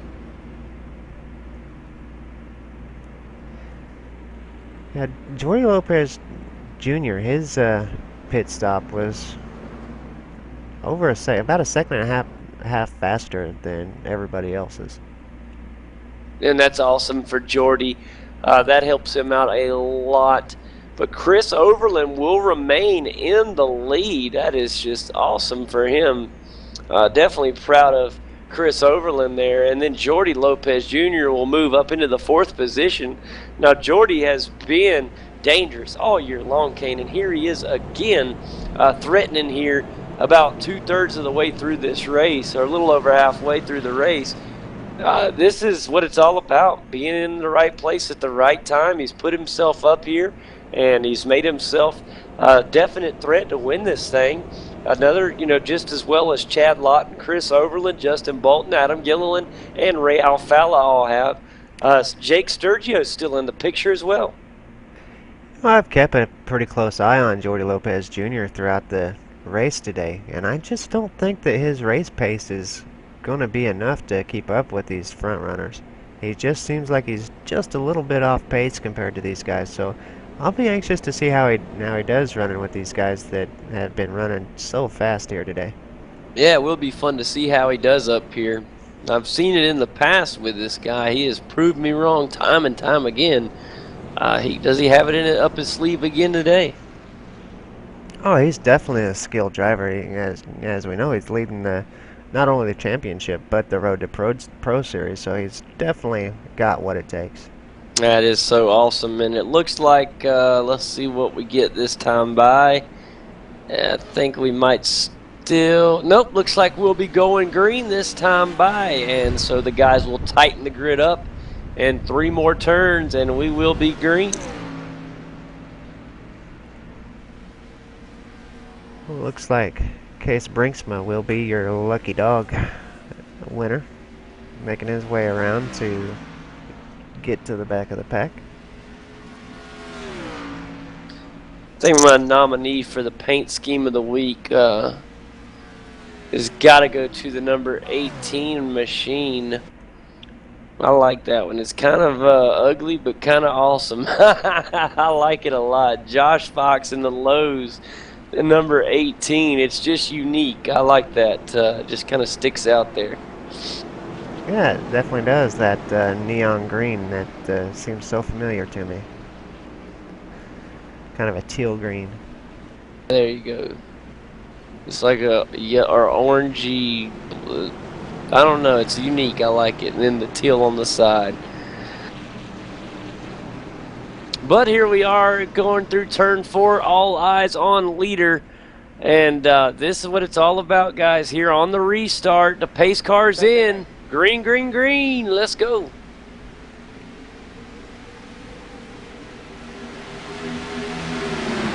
Woo! Scary start up in the front. Beautiful run by all of us. Overland, Justin Bolton, and how about this? Adam Gilliland all there in the top 3. Unfortunately, Chad Lawton was not able to hang on, and he'll continue to fall a few slots back. He'll fall in behind Jake. Joey Lopez is sideways. Oh. He has managed to save it. Almost managed to save it. It barely touched to the wall, and he didn't hit any other cars other than the car that kind of got into him and got him sideways. But yeah, that was not bad. He saved from a lot of damage there just by keeping control of the car the best he could. So good job to Jordy for saving from a pretty big disaster. And you know, as I watched through the races, this last week as I was waiting for this one to come, there's been several times where we have said that exact same sentence. Jordy Lopez Jr. has saved from a great big wreck. And he did it again there as he kept that car up out of the traffic as he was just barely able to maintain just enough control of it to keep it high. Well, that is tough for the number 16 machine. What do the leaders do? I believe they all will stay out. There's no reason for them to go back into the pits, and they all will stay out. So we'll kind of see what happens with some of the guys in the middle of the pack. No takers yet. Finally, the first one to go. We'll see Josh Lawton make his way in. Also, the number 26 machine. We have Kyle McCormick, and then also Robin Williams in the 26 Blues Chevrolet. And then, you know, a lot of these guys in the mid-pack coming in, trying to get everything fixed up. Of course, Jordy Lopez Jr. is in there as well, buddy. Patrick Crabtree will be your GetDirtyMX.com Lucky Dog Award winner as he's on his way around now to rejoin the lead lap cars.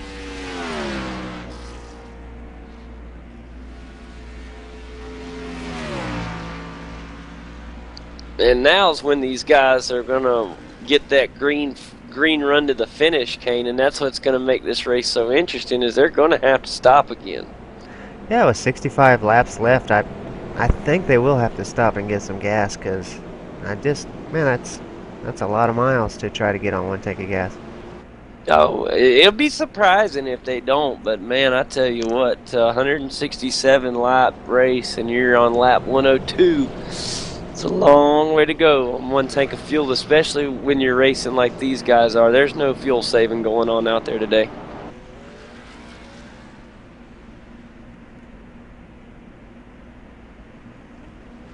Oh, Billy Price decides to go in, Kane. Yeah, several cars are going in. Here on the second time by, so very unique here when we get the second time by group of cars. Brandon Schmidt, Chris Hall. Yeah. Also Ryan Lowe. Even Patrick Crabtree going in there. So we'll see what these guys do and see how things go. And Chris Overland out there in the front, and he'd just like to stay where he's at for the rest of the day, and he'll be happy.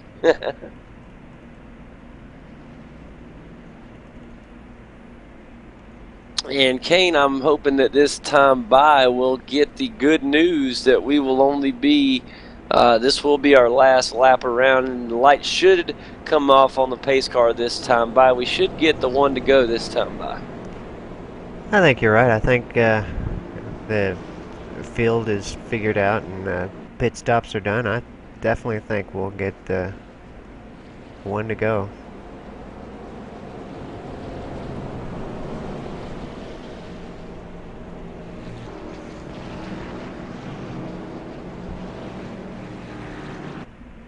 Jordy Lopez Jr. finds himself back in the 17th position after that half spin out thing that he did there. He's heading back down pit lane though. Must be going to get a few seconds of repairs, and we got another several cars coming back in. Looks like they need just a little bit more repairs. They better hurry up because we're one to go. We're going green this time by. The cars up front are tightening the field up, and we're already heading to turn 2. So these guys that decided to pit late better get on the horn if they're going to make it out. Yeah, a couple of the drivers seemed like they forgot to click the tires off and ended up having to take 4 sets of tires before getting any work done on their cars, so it probably cost them any chance of getting any repairs done. Stuff like that will drive you nuts when you've been practicing all week, and then you do something like that, it'll make you mad. Oh yeah, I'm notorious for that. That is one of the most frustrating things. Get in there ready to start watching the time come down on your repairs, and then your car goes up on one side and you're like, oh no, that's 15 seconds down the drain. That's exactly right, buddy. And we'll have an all eyes on leader Chris Overland at the moment here as we look for the pace car to head down pit road, and he will head down right about now. It is time to go green. All eyes on the front 2 cars, and we're green.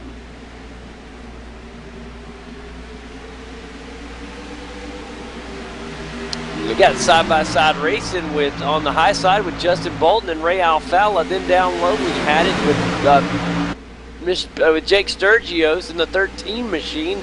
Also we had Chad Lawton as well. Now Ray Alfala trying to battle with Justin Bolton there, and a close call there. Down on the low side, Ray's fine. He's down there pushing. I tell you what, Justin Bolton trying to find the little speed on the high side right now. Chris Overland did not get a launch like everyone else has managed to get. He's been battling real hard just to maintain that lead position since the drop of the green flag.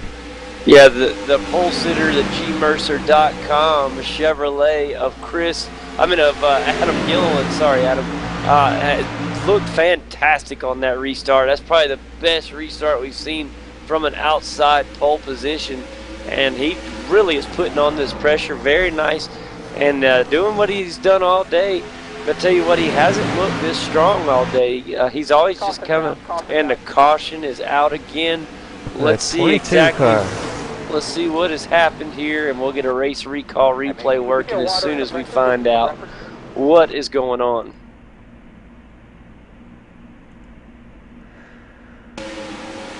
Looks like the 22 car of Wade Hudstad.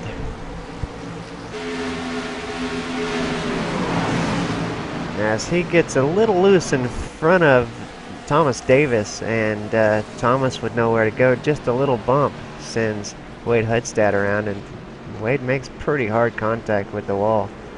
The car don't look like it's got a whole lot of damage. Most of his contact was to the rear of the car.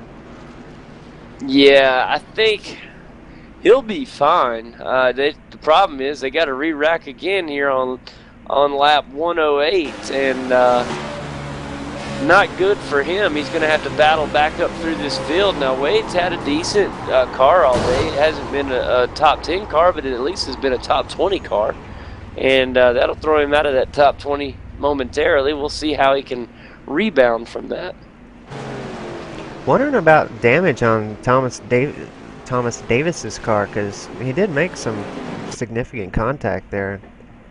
Do a race recall replay and see how heavy the hit was for him. All right, big news up front. All cars coming down pit road. All our leaders. Who will win this big race off of pit road? This could be part of the big story of the race right here, Kane. Adam Gilliland will have the lead pit stall. He's in second place currently going into pits. Can he come out in front? They're on the clock right now. Who will win the race off of pit road? Looks like it'll be 4 tires for almost everybody. It is. It's going to be 4 tires. Oh, here comes Chris Overland. He will win the race off of pit road. Adam Gilliland second, and a close third spot. Couldn't tell. It's either Jake Sturgios. I think Jake Sturgis won that one. Yeah, I think Jake got it as well. And great move there. He tried to get around Timmy Hill, wasn't it? Or His brother Tyler Hill. yeah, Tyler Hill. Sorry, Tyler. I apologize. If he didn't have Timmy Hill on his car, I wouldn't have said that.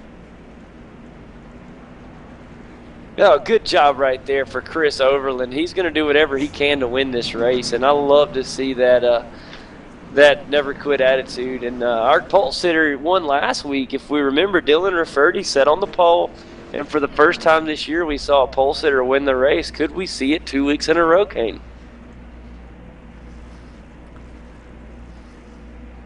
It's possible, definitely, with Adam being up there in second position with 50 laps to go. It's definitely possible. We've seen Adam come, from behind to win the race before, so he's definitely got the talent and the skills and the speed today to do it.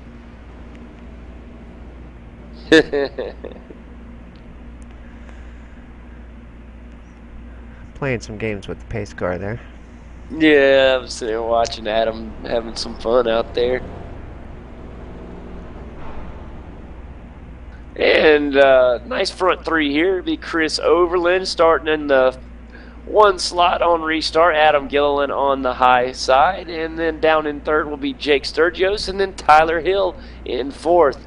Fifth, it'll be Ryan Lowe with Chad Lawton. Sixth. Seventh will be Ray Alfalla with Justin Bolton. Eighth, Casey Tucker. How about Casey in the ninth position? And then Jordan Worth in the Wing Quest Chevy in 10th. That is how the top 10 will restart, Kane. And I tell you what, good to see Casey Tucker and Jordan Worth in the top 10, especially after Jordan Worth had a little incident earlier. Yeah, definitely. The field's really shaking up pretty good after that last set of pit stops. Looks like Tyler Hill coming down pit lane. No, that wasn't Tyler. That was somebody else. Games, though, a couple of drivers went down low like they were going to and then pulled out. Trick me. We always see the drivers try to throw some people in the pits and just a good old strategy move. Oh, we've seen it work at least once, and yeah, it's pretty cool whenever it actually works. Oh, it is.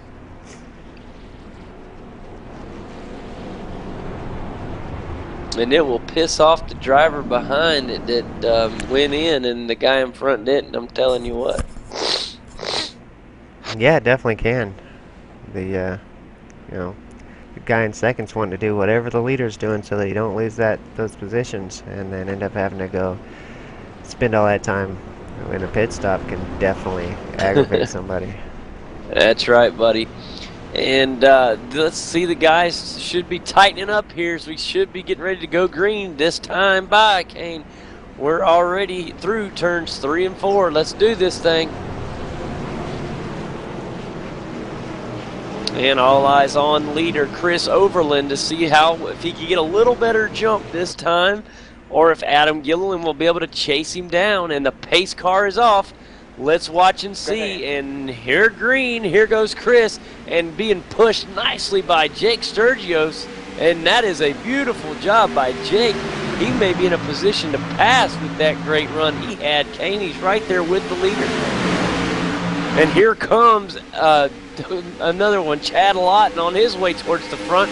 The 5 car down on the inside of the 13 of Jake Sturgios. He will make the pass for second. Now he looks ahead to Chris Overland in the lead. Will he be able to make the pass? Those cars being followed by Ray Alfalla. He is back in fourth. And not for long, Ray down on the inside of Jake Sturgios, and he'll move into the third slot.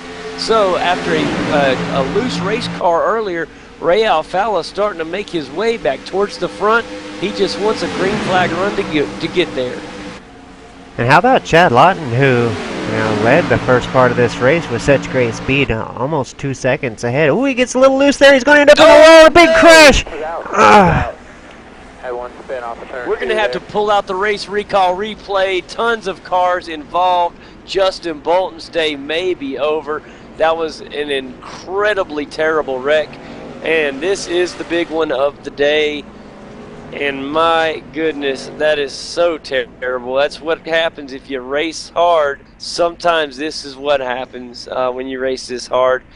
And it definitely started with one of the fastest cars of the day, Kane. Yeah, we seen Chad Lawton. He definitely had one of the fastest cars of the day, and he just had so much speed coming off that turn that he just couldn't maintain control. Man, It just got loose, and Kane, this is not the first time we've seen a car get loose through this tri-oval. This is the 4th time today we've seen an incredibly loose car going through the tri-oval. He comes through, gets loose. I thought he had a chance at saving it, but that back end really spun around, and he had a really hard contact with the wall head on. And of course bounced out into PJ Sturgio, so that car has damage. As he's spinning around, gets into the 29 car, also gets into the 24 of Billy Price, and then we see ahead of him Justin Bolton loses his entire splitter. It's gone. PJ Sturgio gets more damage. Carnage all over the track. Tough break here on lap 114 of 167.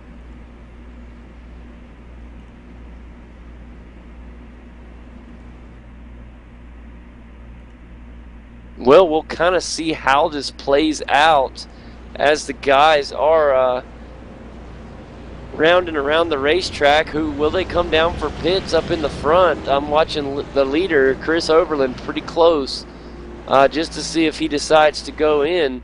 Now, Adam Gilliland, this helps Adam tremendously. He was falling back really fast in that restart, Kane, and then with this, all the cars in front of him wrecked. So he's in second at the moment.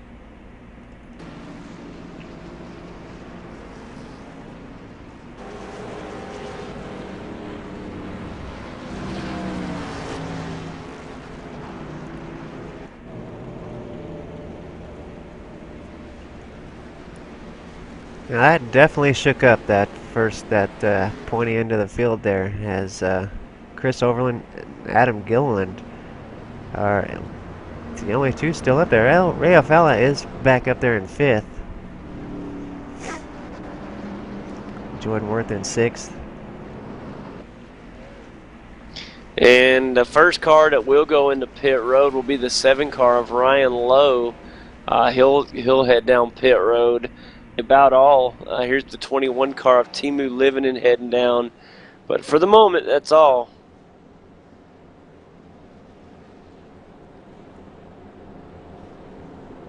Okay, I may have been looking at the replay and may have missed him pitting, but we'll see how things go on this restart. Very important here. Time's starting to wind down on us, believe it or not. It's lap 117 at the moment. Still plenty of time to get things done, so if these guys can kind of settle down a little bit, we can get a lot of good racing, and a lot of these guys throughout this field can move up pretty quick. Look at Tyler Hill. He was in 4th not too long ago. He's back in 14th. You know, some different moves for different guys. Jordy Lopez Jr., we saw him up pretty high. He's back in 9th. Nathan Saxon, we've seen him up and down all day long. Chris Hall, the same for him. Jordan Worth back in 5th at the moment. Can he get up and crack into the top 5 today? He's going to have to get around Ray Alfala and Brandon Schmidt to do so. Now, Brandon Schmidt, I'm proud of him. He's already got around diversity today with a beat-up car. He's all the way up in the 3rd position after being involved in an incident earlier today. Yeah, the Kyle McCormick car, the number 29 baby blue car, Kyle McCormick, it was involved in that last incident as it kind of ran right into the side of the number 5 car, and it just happened that he kind of went into the car, kind of a little graphics glitch or something, and don't look like he took any damage from it, though it was pretty significant contact. So that's lucky what break you just there. Call lucky, yep, lucky break. That's good news for him. Let's see if Kyle McCormick can turn that into something good today. And Kane, as the guys get ready to get this thing restarted, I'm going to turn it over to you for just a minute, buddy, to get us restarted here.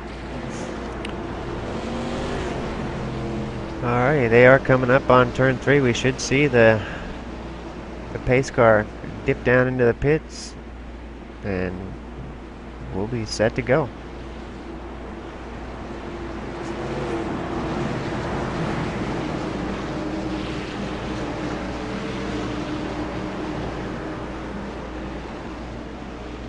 All eyes are on Chris Overland as the pace car dips down. It's all up to him. Green. Green flag flies. He's off. He's got Brandon Schmidt right on his bumper pushing through. That leaves Adam Gilliland up on the top. That's going to let a couple other cars get by Adam there, as Ray Afala also is going to get by. Jordan Worth is on that inside line as well. He lets Adam in and tucks into the bumper there. Number 2 car, Brandon Schmidt, finds himself on the outside again, and it's really going to be pretty bad news for Brandon as he's stuck on the outside for, we got a big long train of cars coming. That could be very detrimental. Chris Overland starting to pull away from Ray Alfala now, as it's about a 2-3 car gap between Chris and Ray. Then we got Adam Gilliland made his way back up into 3rd. Nope, that's where he was anyway, was in 3rd place right in front of Jordan Worth there. Jordan's staying right with him though. Jordan's really made himself a part of this battle for the top positions. And a beautiful job. Ray Alfala, Chris Overland is looking like the battle of the day, as these two are fixing to go head-to-head for the lead here at Texas. And what a day both of these drivers have had. Ray Alfala in the Sim Pedals Ford Fusion, and of course Chris Overland in the Peak Chevrolet. And then look at Jordan Worth coming up in 3rd, Kane. Beautiful job driving by the Wing Quest Chevrolet, getting around Adam Gilliland there and moving up into the top 3. Kyle McCormick using that lucky break to his advantage. He's made his way up into the 6th position now. Casey Tucker right on his bumper. Casey Tucker looking for a top 10 finish today. Shoot, yeah, man. I'm telling you what, that fast and all fusion of Casey Tucker, he is just starting to moving up as well, and he's trying to get around Kyle McCormick now. And he finds his way around, and looks like Jordy Lopez Jr. will follow. Caution is out. Caution is out. Let's see what happened. Unfortunately, another caution. Another caution for Joshua Lott. Oh, man, poor Josh. He has just had a day. I'm telling you what, Kane, this car has just had a bad day.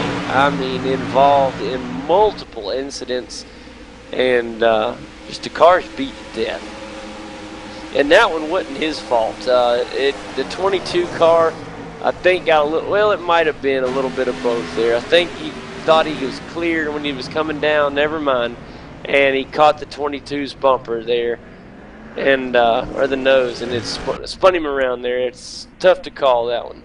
Yeah, definitely a bad luck day for Joshua Lawton.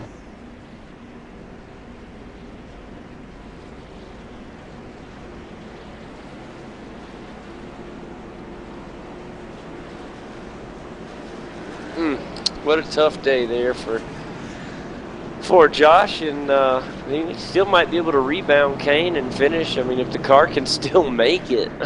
I mean, you never know. How about Josh Fox in the Lowe's 18 Chevrolet up in the top 5 for the first time today?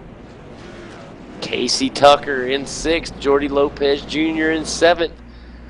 And telling you what, here comes the leaders down pit road. Now this will be the last needed stop for these guys today. This will be huge.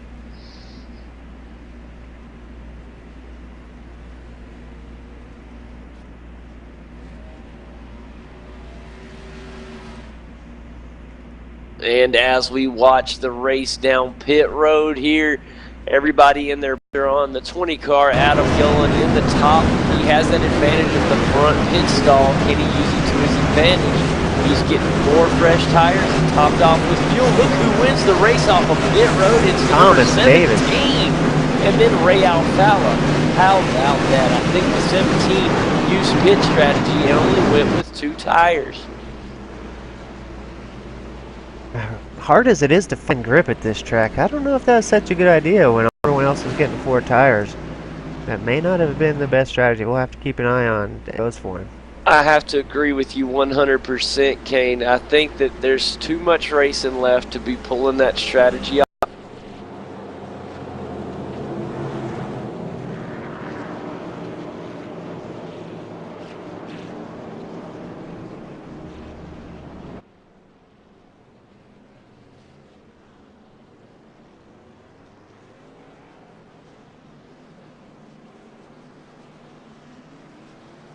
Good deal, buddy. No worries here, and it looks like we'll be 1 to go. So we'll be restarting this time, and I'll be interested to see how this 17 car restarts at Thomas Davis in the AMD Chevrolet.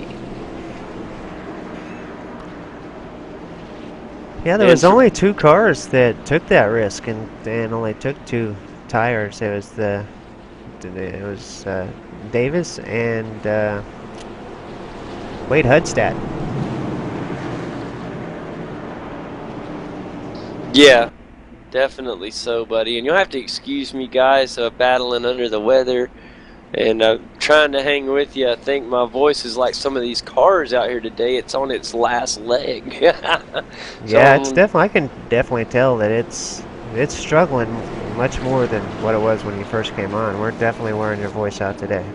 That's it, buddy. And so I'm going to kind of let you kind of lead us here through the remainder of the race. And I'll hang in there with us. How about the 22 of Wade Hudstadt? I know you mentioned it just a moment ago. He thought his day was going to be done earlier. And here he finds himself in the 5th position. Pace car getting ready to go off track. Let's go green, guys. 17 car didn't even wait for the pace car to get going before he took off. He knew he was going to need every ounce of jump start that he could get, and so he's got a car length or 2 ahead of Ray Alfalla, but Ray Alfalla is on the move. He's got Chris Overland right behind him in 3rd place, pushing hard. Jordan Worth really putting the pressure to Chris Overland, but he's got Adam Gilliland right on his bumper. Those 4 cars have broke away from the rest of the pack by at least 3 car lengths, and Josh Fox working hard to try to get that position back and try to take those 4 car lengths down to less distance, but those 4 cars up front are hauling butt. Yeah, looks like Thomas Davis got a little loose there, and that was all she wrote. The other 4 just got right past him. That shows us how important those fresh tires are. I mean, that is humongous. He was able, when you have 2 really fresh tires and 2 really worn tires, it'll get you loose in a hurry at these speeds, and it got him there. If he's able to maintain it and manage staying up in these top few positions where he's at now, then it may have been worth it. But I think if he gets, loses just a couple more spots, he'll be right about the same place he went in, so it would have been a complete loss.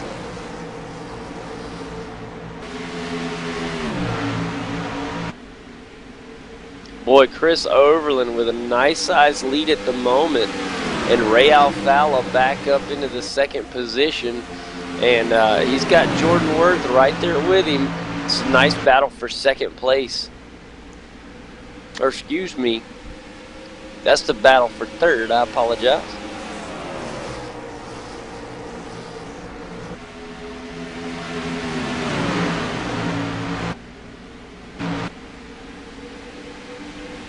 Battle back here for 8th and 9th place is Jordy Lopez Jr. and Tyler Hiller working to get around Thomas Davis now, so that's going to put Thomas Davis back in 9th place.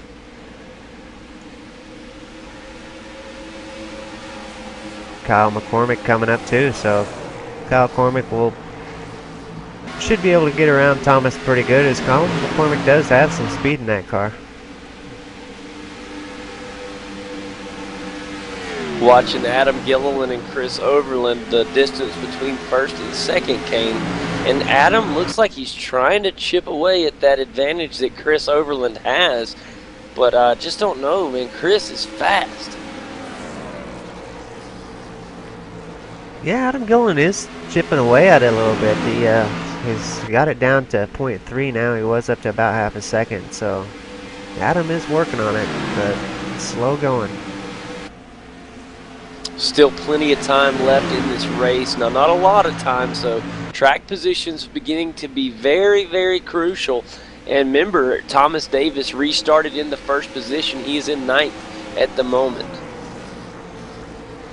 Just to try to keep an eye on how those two tires did. Yeah, I think Thomas is probably kicking himself in the butt now. Okay, well, he's about the same spot. I don't think he lost any positions, but it could get worse as time goes, as those used tires get more worn.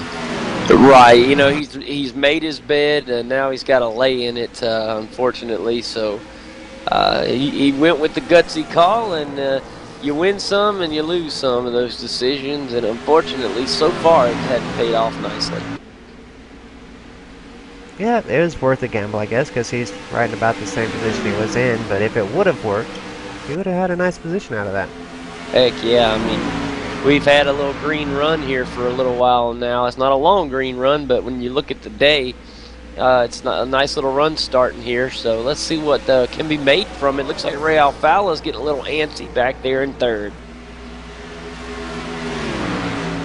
30 laps to go now, so the race is winding down. As the race winds down, the tension heats up for position on the track, and Ray Alfala knows this, Kane, and here he comes on the inside around Adam Gilliland to take second place. Yeah, he's thinking, if you can't catch him, let me by and I'll get a shot. So I already see him putting a little bit of gap between he and Adam Gilliland. Maybe Ray Alfala can run down Chris Overland. At the moment, it looks like Adam Gilliland is not on the upward side of this pace, but it looks like Ray Alfala may be the car that can catch Chris Overland if it can be done today. Well, Ray Alfala's sitting at about a half a second behind Chris Overland, so we'll keep an eye on that gap and see if he's catching him at all or just maintaining. One thing I'm watching for as the race winds down, we've already had at least 4 cautions that were started because of the tri-oval in the front here. So I'm always getting real nervous as I see these guys flying through this tri-oval at near the start-finish line, as we've seen a lot of guys get loose. And looks like there's mega smoke. Something's out there. I don't hear a caution yet, Kane, but there was some smoke out on the track.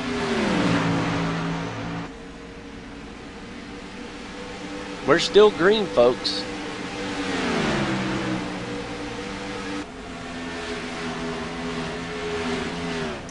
Justin Bolton may have been the culprit. He is down on the apron and heading into the pits. So, ooh, and he might have got a speeding on pit road as he was having trouble slowing down getting into pit road. I think he blew his engine, Kane.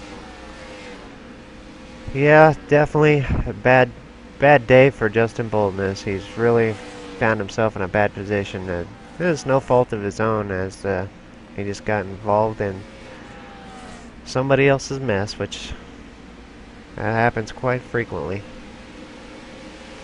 Yeah, he had a killer day too, and a super fast car. The best Western.com Chevy looked really good all day.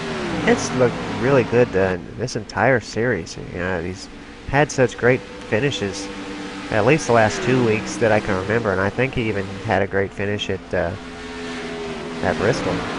Yeah, the way that Justin's been driving, Kane, he'll if he can keep it up for the rest of the season, he's got one heck of a season ahead of him, man. I wouldn't be surprised to see him up, and here comes the caution now. And on lap 140, we finally get a caution, and I'm gonna hunt around and see if I can't find out what for.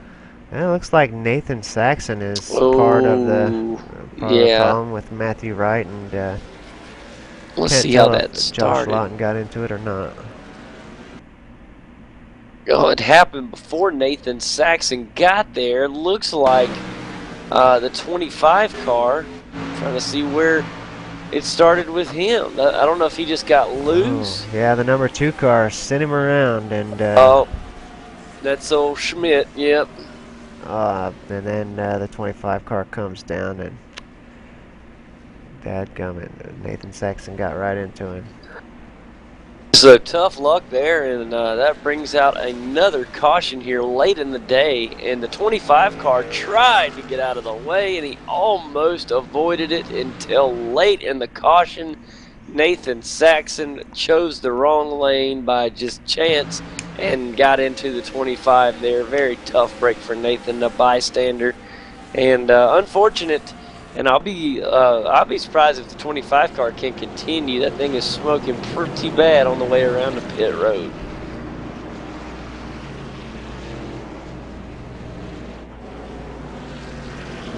Chris Overland in the lead, and here comes the leaders down pit road. We will have one more race off of pit road today.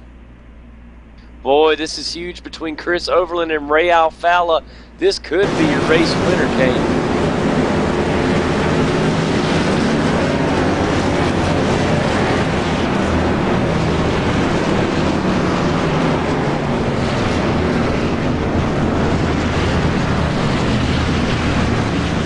Man, as the car's getting 4 fresh tires, and some may just be trying to get 2 here, and Tyler Hill, and then here comes the 17 machine again, Kane, and then Ray Alfalla will win the race off between Adam Gilliland, or did Adam get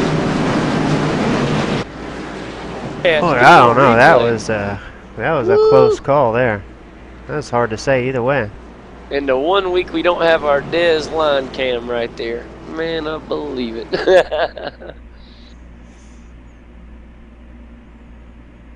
I'd like to give a shout out to our normal cameraman, or helps with some great cameras. Mr. Desmond does a fantastic job. I would love to see that one on our pit road line cam. But unfortunately, oh man, Kane, that's going to be so close. I can't wait to find the official results, because what our eyes say don't mean nothing until we see what iRacing says. Yeah, that was definitely a close one there, as they come out nearly at the same time. Well, it's putting it Looks like Ray got Alfalla in it. front of Adam Gilliland. Yeah, Tyler Hill, Thomas Davis second, Ray Alfalla third, and Adam Gilliland fourth. Our leader, Chris Overland, all the way back in fifth. Now, this is still not over if you're a Chris Overland fan. There's still plenty of times, and with the speed of that 12 car today, that peak Chevy has been unbelievable. Also, Adam Gilliland in fourth, of course, pole sitter. He's had a really fast car all day, consistently been up at the front. Ray Alfalla, obviously one of the best cars on track today, and when Ray Alfalla's at his best, he is almost unbeatable. Then, of course, we have Thomas Davis. He tried the short pit earlier. It didn't work. He'll give it a run for a second time, and Tyler Hill will as well. Who will get the win here at Texas Motor Speedway? We'll find out here in just a few moments, as we only have a handful of laps here left at Texas.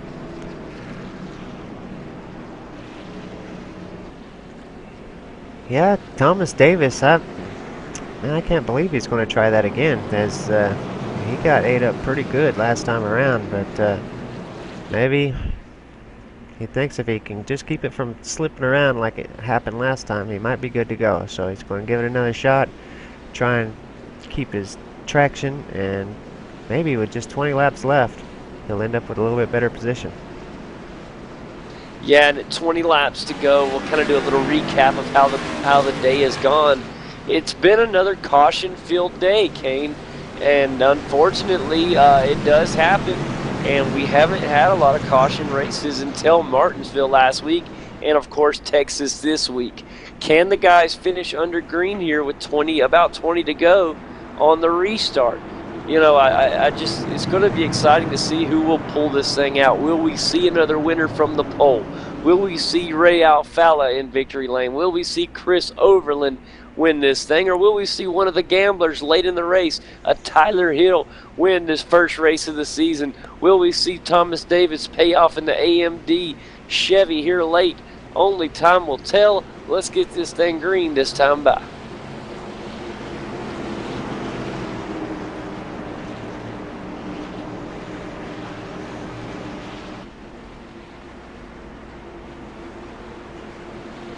And all eyes will be on the pace car as it gets ready to head down toward pit lane. Tyler Hill will take us green.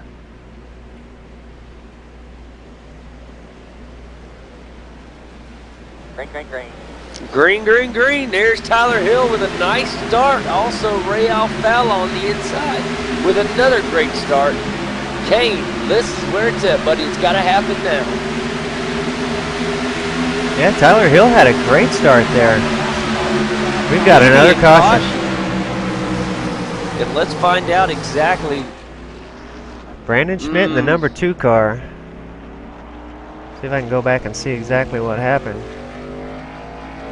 Oh, yeah, that's definitely Brandon Schmidt involved. Now, was he the cause of the wreck? It happened with him in the 22 machine of Wade Hustad, and that was Brandon Schmidt just getting down into the 22 right there, and he was not clear, thought he was, and that is, we've seen that multiple times today. And that has happened several times to the 22 car where he's just been running his line and had a car come down on him, and since he just continued to hold his line, it ended up being a catastrophe for the car that did it, but he's ended up getting through it. The 22 of Wade Hustad has got through it relatively unharmed.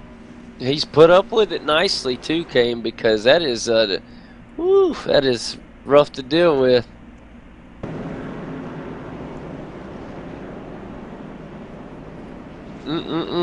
Well, that makes it interesting. Now Thomas Davis restarted in the 2nd position. He fell to 7th fast. Now that was not the case for Tyler Hill.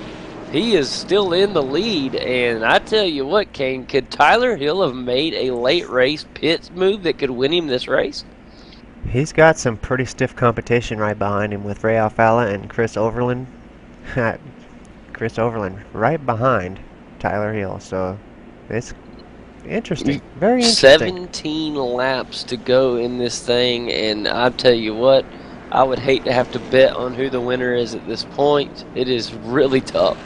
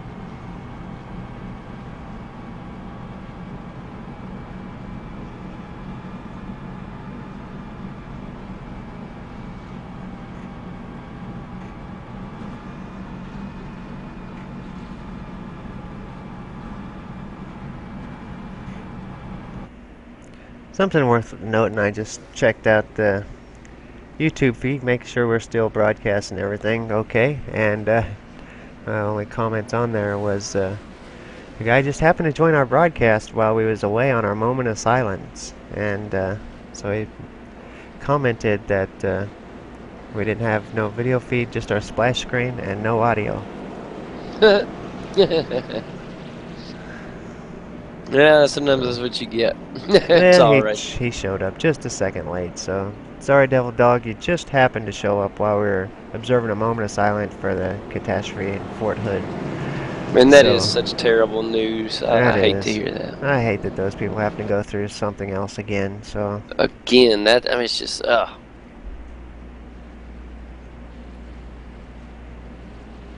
And once again, I must apologize about being under the weather. It is taking my voice from me. You're under the weather, and I'm in the weather, as the weather had caused a little bit of a connection issue with me a little bit ago, and made me have to reconnect. I hope we didn't lose much footage from it. I don't think we did, but we got it running great now. But come hell or high water, we're going to bring this broadcast to you guys, and it's going to yeah. make it to you. About And we got a race 15 to laps finish left up. to go. And a big one, too. We should get one to go this time by. And it's pretty long caution here.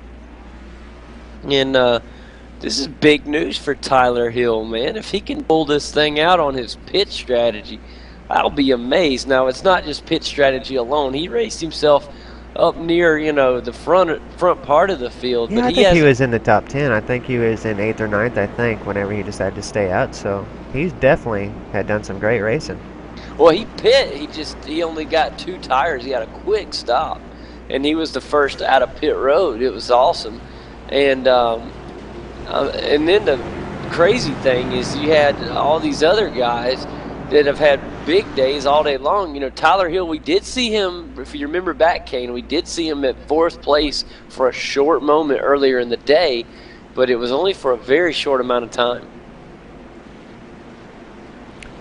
So Timmy Hill's been up there, but he hasn't been this good, and he's in the lead right now.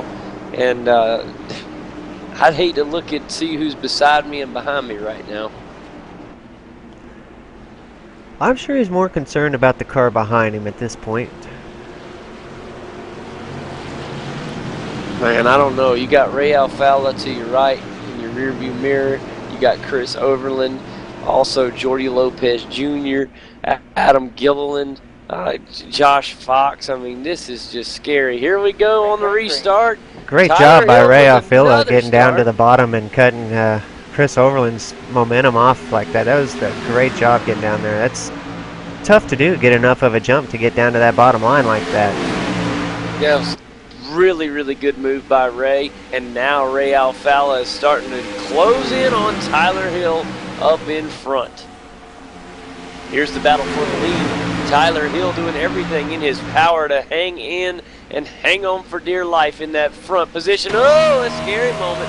Thought we had some detrimental, devastational contact between Ray Alfala and Chris Overland, as now Chris overtakes Ray Alfala for second. Boy, now the knees are shaking. Tyler Hill buckling down. And I tell you what, Tyler Hill racing his life away right now. He is just going and pushing as hard as he can. Can he hang on? It doesn't look like it. Here comes Chris Overland, and still side by side for the moment. And it looks like he's going to fall back to third as Ray will come just a little quicker. Yeah, Adam Gilliland's not going to leave no room either, so that could take First Tyler and Hill back to 4th place if he can make sure and get in there and at least get into that 4th position, and he does. And what a try right there. You got to admire the try by Tyler Hill there. He almost Casey made it. Tucker up into the 5th place with Jordy Lopez Jr. in the 6th place. Great drive for those two guys. And Josh Fox in that unusually painted Lowe's car there in the 7th place. Jordan Worth having a great drive today. Found himself up in 8th place. All right, 10 laps to go. And now Chris Overland right where he wants to be. Can he hold off Ray Alfala for the win here at Texas Motor Speedway? It is going to be tough. And I think he can do it, though. Kane, he's had the best car of the day, I believe. If you have to pick one here as of late, I would have to say Chris Overland's car has been just dangerous. Chris Overland started the day in 22nd. Ray Alfala started in 18th, and they run 1 and 2 right now. That'll show you, man. Sometimes qualifying does not matter. Adam Gilliland is in 3rd. Of course, he is our pole sitter, so look at it however you want to. Yeah, he's still got a fast car. He's keeping up with Ray there. Ray's pulling away a little bit, but still to be in 3rd place after this many laps and as hectic as this race has been at times, that's still a great job there by Adam Gilliland. And Chris Overland looks great at the moment. Now checking in on Jordy Lopez Jr. and Casey Tucker. Behind them is Jordan Worth in the 7th position in the Wing Quest Chevy. is really happy up there in 7th position. He looks good at the moment. And he's going to try to make a move right now. Look at Jordan Worth try to get in there. He's not going to have, I don't know if he'll have enough jump to get inside of Jordy Lopez Jr. He may have him, Kane. He's close. Yeah. He's got him. If he could keep the momentum down this straightaway, I think he's got him. If he can get into this corner side by side, and he does. Jordy had a good jump, though. Wait a minute. And Jordy he went a little too hot and had to get on the brakes. He tapped the brakes, and that'll allow Jordan Worth to slide right by. So Jordan Worth will remain in 6th place. And a beautiful job going by these two. Casey Tucker up in 5th. He's driving ahead now with these two battling. His eyes are on 28, Tyler Hill. Adam Gilliland in 3rd, and he looks ahead to Ray Alfalla. Ray is about half of a second behind Chris Overland, our leader. You can put about 3 or 4 cars in between those two. And here we are on 162 of 167. Kane, 5 to go here at Texas.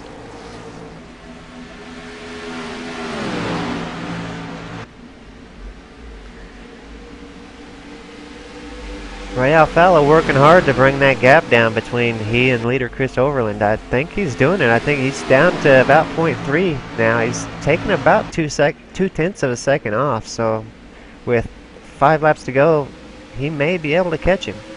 Yeah, this is where it's at right here. So it's all about Ray Alfalla, the 2-time champ, is trying to catch down Chris Overland. And it could happen. Chris is doing everything he can to keep the Sim Pedals Ford Fusion in that rear view mirror and take the checkered flag home. And these laps are winding down in a hurricane. And a good lap by Chris Overland, put a little bit of that time back on the clock. That may have been just the lap that Chris needed. We'll see how it plays out here at the end. Yeah, I think you're right. That having that great of a lap definitely put that time back on the clock between he and Ray Alfalla, and I think Ray Alfalla is not going to be able to catch him as he's continually slipping back just a little bit. Not much, but he is slipping back. He's not making gains. Now, if you are Chris Overland, you are pedal to the metal, but boy, if a caution came out right now, you would be celebrating early because this thing would be over. 165 of 167 will be 2 to go this time by.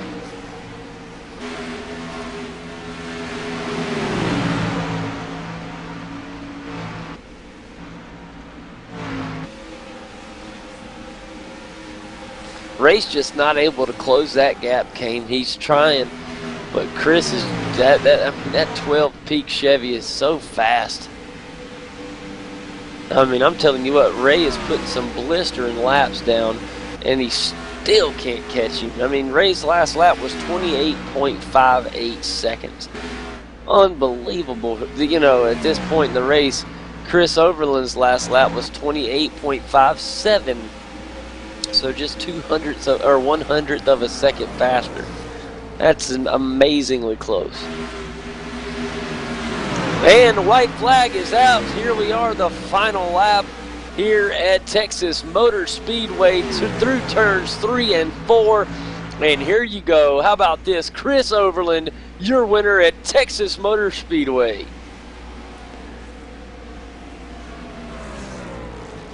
And a congratulating big-time race to Chris Overland on this race win. Ray Alfalla will come across in 2nd.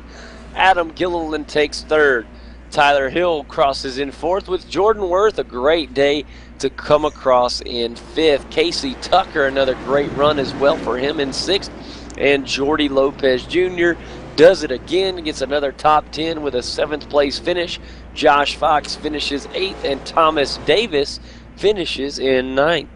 Rounding out the top 10 is Chris Hall. In 11th, Patrick Crabtree. Kyle McCormick will finish 12th. And look at our leader right there celebrating. You deserve it, Chris Overland, as he does a burnout for everybody. And big congratulations again to the Peak Chevrolet. definitely a hard-fought victory there for Chris Overland. Is that was a definitely tough to get into that number one spot, and then to keep it with the pace that several of those cars had up there at the front. That's definitely a pretty big feat there. It really was. And to finish off my top, just our list today, I want to 13th went to Ryan Lowe, Wade Hustat 14th, Case Brinksma 15th, Billy Price 16th. Josh Lawton had his day of troubles, Kane, but he finished the race in 17th, and that's what I call determination to finish a race. The same can be said about Justin Bolton, finished in 18th and finished on the lead lap after his big wreck. Brandon Schmidt finished 19th, and Robin Williams finishing in the 20th spot. Matt Wright will finish 21st, 22nd, Stephen Azzini. Nathan Saxton will finish 23rd, with Timu living in 24th. The 25th spot in today's race is belonging to Jake Sturgios, who unfortunately his day ended earlier. He had an extremely fast car all day long, as well as Chad Lawton. He finishes 26th. He had a car that arguably was the fastest on the track today. Benjamin Burmeister ended his race early as well. He finished 27th. Michael Conti was not able to finish the race today. He finishes 28th. The same can be said for Greg McKinney, who finished 29th. Brad Davies was the first car off the track, making him the 30th and final position in today's race. Brad Davies, tough day, but we know Brad, he will return to top form very soon. And that's how the race will be finalized here at Texas Motor Speedway. A fantastic race. Quite a bit of cautions, but I think it all is good for the race today, buddy. I think so too. We had a lot of great racing today. It was yeah, lots of battles there in that front. You know, I don't know, up to 10 cars. It was really some great racing today. A little more cautions than I'd like to see, but otherwise it was just a lot of great racing. Good, hardcore racing. I really love to see good close racing like that. A lot of speed, a lot of position changes too, especially up at the front. It wasn't a race that was really two guys today. It was about 7 or 8 guys could have won this race with ease today. And that's what you like to see each and every week, Kane. Yeah, this was definitely a race that could have ended with any number of 5 or 6 different people being in that number one spot, and that's what makes for an excellent race. And I tell you, driver had a great day today. We talked about him a little bit, but didn't get a lot of words in for him, so let's bring him in and have a word with him. Chris Hall. Chris, how you doing, buddy? You got a copy with us? Yeah, I got you guys. Absolutely, buddy. The Fast Track Sims car gets the top 10 here at Texas. All in all, a great day. Tell us what your thoughts are on Texas, man. Kind of surprised we ran so good. I wasn't looking forward to this track at all. It's a near mile and a half track and kind of struggle there driving wise, but guys, PMG gave me a great set to run tonight and kept running the last 100 laps up in that top 15 area. And towards the last few restarts, kept getting caught up on the outside and losing spots, but rebounded to get that top 10 finish. Yeah, man, very, very proud of you for getting that top 10, and I thought you did a really good job today. It looked like at tires where you couldn't get enough grip out there today, and I'm talking about the entire field, not just you, Chris. It looked like a lot of guys were searching for tires. They were wearing off pretty quick, so it's a tough track to come out of here with a top 10 with these guys. So you should be very proud of that. Looking back on the race today, you had to have had a pretty good setup to get that done. Yeah, guys worked real hard. I'm just mile and a half tracks, like I said, just not my favorite to drive. But yeah, with you guys talking about the tires, it's just come off turn 4 and it pretty much snapped. And even if you saved it then, the quad oval was kind of sketchy and it would occasionally snap on you there. A couple of guys lost it there, and yeah, it was pretty loose whole race. Yeah, the quad oval. I kept calling it the tri-oval all day today. I just couldn't help myself. I've been a little bit under the weather, so oh man. But yeah, a lot of guys had a lot of trouble in that quad oval today. Ray Alfala lost the lead there at one point. Could have caused a humongous race. Somehow he saved it. A couple other guys were not as lucky when they lost it going into the quad oval. So it definitely showed that it was a tough part of the track today. Coming out of 4, a lot of guys getting really loose. And if you thought today's race was hard, what are we going to do next week when we head to the Lady in Black? Man, we'll be at Darlington next week, and it always causes one of the most difficult tracks that we go to all year long. Yeah, Darlington, strategy going into that race pretty much survive, just hang in the back and just try to stay off that wall and keep the toe as straight as possible. But yeah, really not looking forward to that week. Can't wait till we get to Richmond. But yeah, it's funny. Everybody seems to love Richmond. It's racing at perfection, man. I love it. But it is going to be very interesting to see how you guys do at Darlington. That has always been a track that's so difficult. There's not a lot of room for passing. Qualifying will be huge there because track position there is like it's just so difficult to get good track position at Darlington. And then, like you said, you can be having a race that's going great, and one slip up, you nail the wall, you knock the toe out of the car, and you don't get the yellow flag or anything. And next thing you know, you're down 2 or 3 laps with a car that won't turn on you. yeah, it's gonna be pretty important to stay off that wall, like I just said. But yeah, I'm not looking forward to it, like I said. But hopefully we get in our good setup, have a clean race, and I felt like tonight we kind of stole good points here. I was really worried I was going to have to use a drop, but probably not to use this as a drop was a good night for me. Absolutely, Chris. Well, thanks so much for coming and having a chat with us, buddy. You want to thank anybody before you get out of here? Yeah, Mark Fast Track Sims again for the opportunity. NRT Game Servers and then my whole team, Premier Motorsports Group, for an awesome setup again. Been great all season long, helping me get good points. So thanks, guys. Absolutely. Thanks a lot, Chris. Best of luck to you next week, pal. All right, thanks, guys. And that's Chris Hall, ladies and gentlemen, driver of the Fast Track Sims Chevrolet. We thank him for having a word with us post-race. Kane, that was definitely a lot different race than I was thinking about in my head today. I thought at one point we were going to get to that green flag stops, but it never got here. Probably about 10 laps shy of the first round of green flag stops. The caution came out on us, and we had a caution-filled race. This is 2 weeks in a row. Now we are going to get prepared and get ready to head towards Darlington. And you just heard it from Chris. This is one of the most difficult tracks we'll go to all season long. The Lady in Black, too tough to tame, whatever you want to call it. Darlington is ridiculously difficult for these drivers. And it is going to be the ultimate challenge, especially at this point in the season. Darlington can really shake up the point standings. You never know who's going to come out of Darlington on top, and that's what I can't wait for, is just to see who will be up at the front near the end of that bad boy, and we'll bring it to you in 1 week's time. Now, thinking about that, I want to thank everybody for putting up with my voice tonight.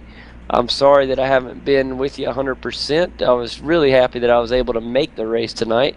There was a time when I didn't think I would be well enough to make it through it, but we did all right. So thanks for putting up with me here at Texas, and we'll be well and ready for Darlington next week. Kane, any final words, buddy?